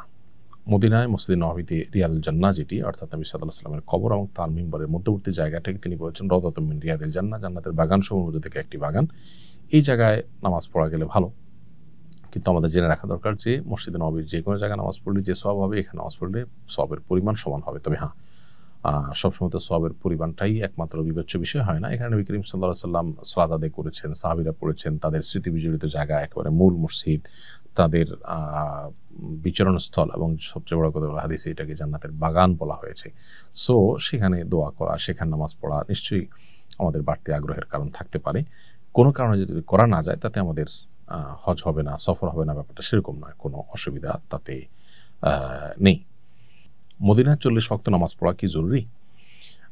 হজ কিংবা উমরার সফরে মদিনায় মসজিদে নববীতে 40 ওয়াক্ত নামাজ পড়তেই হবে, না পড়লে হজ বা উমরার সফর ত্রুটিপূর্ণ হবে, এরকম কোনো কথা নেই। তবে বিশুদ্ধ হাদিসে মদিনায় 40 ওয়াক্ত নামাজ আদায় করা ফজিলত বর্ণিত হয়েছে। বিধায় যদি এভাবে কোনো ট্রাভেল প্ল্যান করা যায় যে মদিনায় 40 ওয়াক্ত নামাজ পড়া যাবে, তাহলে সেটা ভালো হয়। কোনো কারণে সেটা না করা গেলে পেরেশান হওয়ার কারণ নেই, কারণ উমরা বা হজে এতে কোনো অসুবিধা হবে না। তিরমিজিতে বর্ণিত হয়েছে, আনাস বিন মালিক রাদিয়াল্লাহু তাআলা বর্ণনা করেছেন যে নবী সাল্লাল্লাহু আলাইহি ওয়াসাল্লাম বলেছেন, মান সাল্লা ফি মসজিদি আরবাঈনা সালাতান লা তাফুতুহু সালাহ, যে ব্যক্তি আমার মসজিদে অর্থাৎ মসজিদে নববীতে 40 ওয়াক্ত নামাজ পড়বে টানা এবং মাঝে কোনো সালাত মিস হবে না, সে ব্যক্তির মুনাফিকি থেকে মুক্তি, আযাব থেকে মুক্তি এবং জাহান্নাম থেকে মুক্তির পরওয়ানা তার জন্য আল্লাহর পক্ষ থেকে ঘোষণা দেওয়া হবে। এই জন্য এই ফজিলত পাওয়ার জন্য 40 ওয়াক্ত নামাজ পড়তে পারলে অবশ্যই ভালো। কোন হজকে মাবরুর হজ বলে এবং মাবরুর হজের ফজিলত কি? নবী করিম সাল্লাল্লাহু আলাইহি ওয়াসাল্লাম বলেছেন, আল হাজ্জুল মাবরুর লাইসা লাহুল জাযাউ ইল্লাল জান্নাহ, মাবরুর হজের বিনিময় জান্নাত ছাড়া কিছুই নয়। মাবরুর হজ বা কোন হজটা মাবরুর হবে? এর উত্তর হলো যে মাবরুর শব্দের অর্থ পুণ্যে ভরা, বিররুন থেকে মাবরুর, পুণ্য দিয়ে ভরা বা পুণ্য দিয়ে ঘেরা, এটাকে মাবরুর বলা হয়। যে হজে পুণ্য থাকে, অর্থাৎ পুণ্য দিয়ে যে হজ ঘেরা থাকে, পরিপূর্ণ থাকে, পুণ্যে ভরা থাকে যে হজ, সেটাই মাবরুর হজ। এখন এর কোনো ক্রাইটেরিয়া আছে কিনা যে কি পরিমাণ পুণ্য হলে সেটাকে মাবরুর হজ বলা যাবে? উত্তর হলো যে হজে আসলে কোনো গুনাহ নেই, কোনো পাপাচার নেই, হজে যে নিষিদ্ধ বিষয়গুলো আছে সেগুলো থেকে বিরত থাকার বিষয়ে সচেতন থাকা গেছে এবং ভালো কাজ দিয়ে হজের পুরো সফরকে মোড়ানো গেছে, সেটাই মাবরুর হজ। ধরুন এখলাস না থাকা, লোক দেখানো, লৌকিকতা, এটা গুনাহের কথা, অতএব এটা থেকে মুক্ত থাকা, এটা মাবরুর হজের জন্য পূর্ব শর্ত। ঠিক একইভাবে আমরা যখন হজ করব তখন নবী সাল্লাল্লাহু আলাইহি ওয়াসাল্লাম একটা হাদিস মাথায় রাখবো, তিনি বলেছেন, মান হাজ্জা ফালাম ইয়ারফুস ফালাম ইয়াফসুক রাজাআ কায়াউমি ওয়ালাদাতহু উম্মুহু, যে ব্যক্তি হজ করলো এবং হজ করতে গিয়ে নারী ঘটিত বা যৌনতার সংশ্লিষ্ট কোনো গুনাহ এটাতে জড়ালো না এবং কোনো প্রকার সাধারণ পাপাচারও করলো না, অন্য পাপাচারও করলো না, এগুলো থেকে যে বিরত থাকলো, সে ব্যক্তি মায়ের পেট থেকে সদ্য ভূমিষ্ঠ হওয়া শিশুর মতো নিষ্পাপত্ব নিয়ে ফিরে আসে। তো হজ করার সময় ঝগড়াঝাটি করা কোরআনে নিষেধ করেছেন আল্লাহ তাআলা। আর এই যে যৌনতা সংশ্লিষ্ট ক্রিয়া কর্ম, সেগুলো থেকে বিরত থাকা ইহরামরত অবস্থাতে, এবং এর বাইরে অন্যান্য যে গুনাহগুলো আছে, চোখের গুনাহ সহ নানাবিধ গুনাহ সেখানে হতে পারে, সেগুলো থেকে বিরত থাকতে পারলে সে হজটা হজে মাবরুর হবে ইনশাআল্লাহ তাআলা। এছাড়া পুরো হজ জুড়ে মানুষের উপকার করা, কল্যাণ করা, সবর করা, এগুলোর মধ্য দিয়ে ইনশাআল্লাহ হজটা মাবরুর হয়ে উঠবে। মহিলাদের জন্য হজের সময় মেকআপ বা প্রসাধনী ব্যবহার করা জায়েজ কিনা? মেয়েরা হজের সময় ইহরামরত অবস্থাতেও কোনো প্রসাধনী ব্যবহার করতে চাইলে করতে পারবেন, তবে সাদাসিধে সময় কাটানো এটাই হলো ইহরামরত অবস্থার মূল প্রতিপাদ্য, সেটা মাথায় রাখা দরকার। সেই সাথে সুগন্ধি ছাড়া কোনো প্রসাধনী থাকলে ব্যবহার করতে পারেন। যে প্রসাধনী ব্যবহার করলে সুগন্ধ সেখানে আছে, সুগন্ধি আছে সেখানে, সেটা ব্যবহার করা যাবে না, সেটা ইহরামের নিষিদ্ধ বস্তুর আওতায় পড়বে। এটা হলো ইহরামরত অবস্থা। এছাড়া হজের সময়ের মধ্যে তিনি যদি করেন, সেক্ষেত্রে রুম থেকে বাহিরে সুগন্ধযুক্ত কিছু ব্যবহার করে গেলে, সেটা আশপাশ অন্য পুরুষদের নাক পর্যন্ত গেলে, সেটা অবশ্যই নিষিদ্ধের আওতায় পড়বে। এছাড়া সাধারণ মেকআপ তিনি ইহরামের বাইরে করতে পারেন। ইহরাম অবস্থায় রক্ত বের হলে করণীয় কি? দেখুন, কাটা ছেঁড়া বা নাক থেকে, মুখ থেকে যদি রক্ত বের হয় ইহরামত অবস্থায়, তাতে ইহরামের কোনো ক্ষতি হবে না, উযু ছুটে যাবে। যদি রক্ত বের হয়ে গড়িয়ে পড়ে তাহলে সেক্ষেত্রে উযু পুনরায় করতে হবে, উযু ভঙ্গ হবে। কিন্তু এহরামের কোনো ক্ষতি হবে না। এহরামের কাপড় লেগে গেলে, যেখানে লেগে গেলে সেই জায়গাটা ধুয়ে ফেললে হবে, নাপাক। আর সামান্য একদম ছিটা 1-2 ফোঁটা ছিটা পড়ছে, তাতে অসুবিধা নেই। হজের সময় কোন হজ গাইড বা বই রাখতে পরামর্শ দিবেন? আমি পরামর্শ দিব যে হজের সময় আপনি হজের বিস্তারিত বিধিবিধান সম্বলিত কোনো কোরআন হাদিসের আলোকে লিখিত অথেন্টিক কোনো বই সাথে রাখুন। আমরা সুন্নাহ ফাউন্ডেশন থেকে এক নজরে হজের একটা ছোট্ট পুস্তিকা তৈরি করেছি, যেখানে ডে বাই ডে প্রতিদিনের করণীয়গুলো সব বলা আছে। সেটা আপনার সাথে থাকতে পারে। আপনি উমরাও কীভাবে করবেন একটা বই আছে আমাদের, সেটা রাখতে পারেন সাথে। এছাড়া মক্কা এবং মদিনার বিস্তারিত আপনার হিস্ট্রি উঠে আসছে এরকম বই পুস্তক, সচিত্র বই পুস্তক আজকাল বাজারে পাওয়া যায়, সেগুলো কোনোটার সাথে থাকতে পারে। তাতে আপনি ইবাদত বন্দেগী মক্কা মদিনা যেখানে যেখানে করবেন রিলেট করতে পারবেন, আপনি তৃপ্তি পাবেন আলাদা। এর পাশাপাশি বিশেষভাবে একটা কোরআনের অনুবাদ, সংক্ষিপ্ত তাফসীর সহকারে একটা সিরাত গ্রন্থ সাথে নিয়ে গেলে পুরো সফরে আপনি সেটা পড়ে শেষ করলেন। তাতে সিরাতের ইতিহাসের সাথে সেখানে আপনার অবস্থানের সাথে অনেক কিছু মেলাতে পারবেন, যেটা আপনার আলাদা তৃপ্তি দিবে, আপনাকে ইবাদতের প্রতি আগ্রহ জাগ্রত করবে ইনশাআল্লাহ তাআলা। অতএব সেগুলো আপনি সাথে নিয়ে যেতে পারেন। হজ শেষ করার পর দেশে কিভাবে হজের শিক্ষা নিজের জীবনে বাস্তবায়ন করা যেতে পারে? হজের মাধ্যমে যেহেতু আল্লাহ তাআলা হজ যাত্রীকে, হাজিকে নিষ্পাপত্য দান করেন, সেজন্য তিনি দেশে আসার পর নিষ্পাপত্য ধরে রাখার চেষ্টা করবেন, গুনাহমুক্ত জীবন যাপন করার চেষ্টা করবেন। হজে আল্লাহর যে নিদর্শনগুলো তিনি বিভিন্ন জায়গায় অবলোকন করেছেন, প্রত্যক্ষ করেছেন, ঈমানের নূর অর্জন করেছেন, এর জন্য নষ্ট না হয় সেজন্য নেক আমলের মধ্যে থাকার চেষ্টা করবেন, গুনাহের পরিবেশ থেকে দূরে থাকার চেষ্টা করবেন। এখন প্রশ্ন হলো, হজ করে এসে আমরা অনেকে ভালো থাকতে চাই, কিছুদিন পর আসলে আর থাকতে পারি না, কারণ কি? উত্তর হলো, এর অন্যতম বড় কারণ হলো আল্লাহর কাছ থেকে সেভাবে আমরা চেয়ে আসতে পারি না। চেয়ে যদি আসি যে আল্লাহ আমাকে তওবা নাসুহা করার তৌফিক দেন, মৃত্যু পর্যন্ত এই মানসিকতা রেখে ধরে রাখার তৌফিক দান করেন, সেভাবে দোয়া করে আসলে আল্লাহ তাআলা আশা করা যে আমাদেরকে তৌফিক দিবেন। তাছাড়া দেশে আসার পর আমরা গুনাহের পরিবেশে, খারাপ পরিবেশের দ্বারা আবার আমরা প্রভাবিত হয়ে যাই।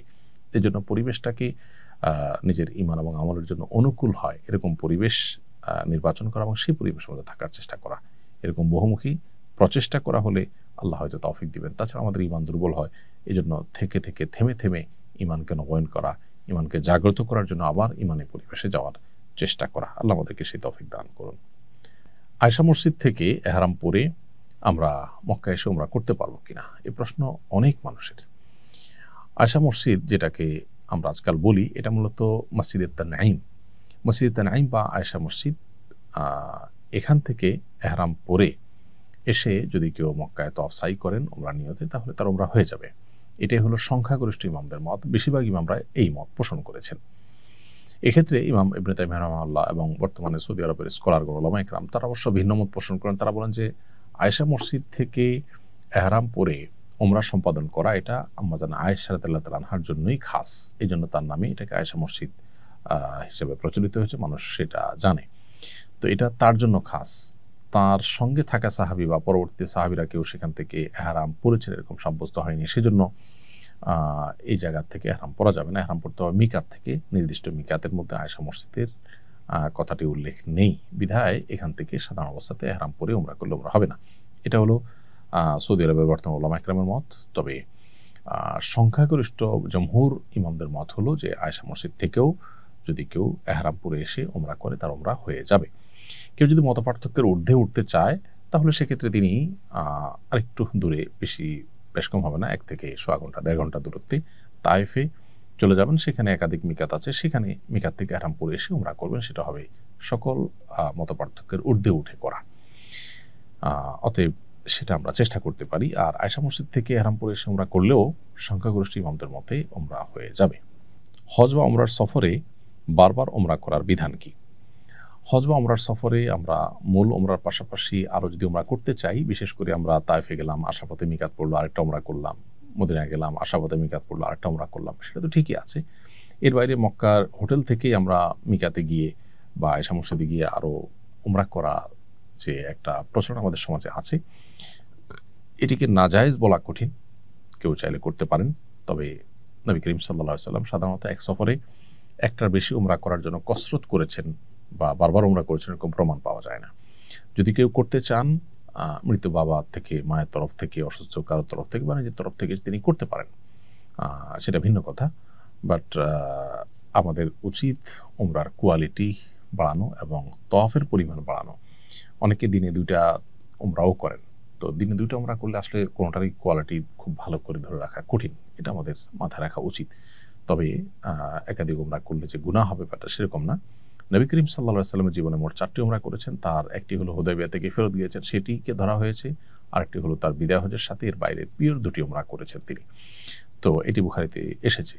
তাহলে হিজরতের পর নবী সাল্লাল্লাহু আলাইহি ওয়াসাল্লামের এই যে উমরার সংখ্যা মোট 4টি উমরা, এর মধ্যে আবার হুদায়বিয়ার সাথে একটা, হজের সাথে একটা, পিওর 2টা উমরা। একটা সফরে মদিনা থেকে কষ্ট করে এসেছেন, সেজন্য বারবার উমরা করেছেন তিনি, এরকমটি সাব্যস্ত হয় না। তারপরে কেউ করতে চাইলে সেটিকে নাজায়েজ বলা কঠিন।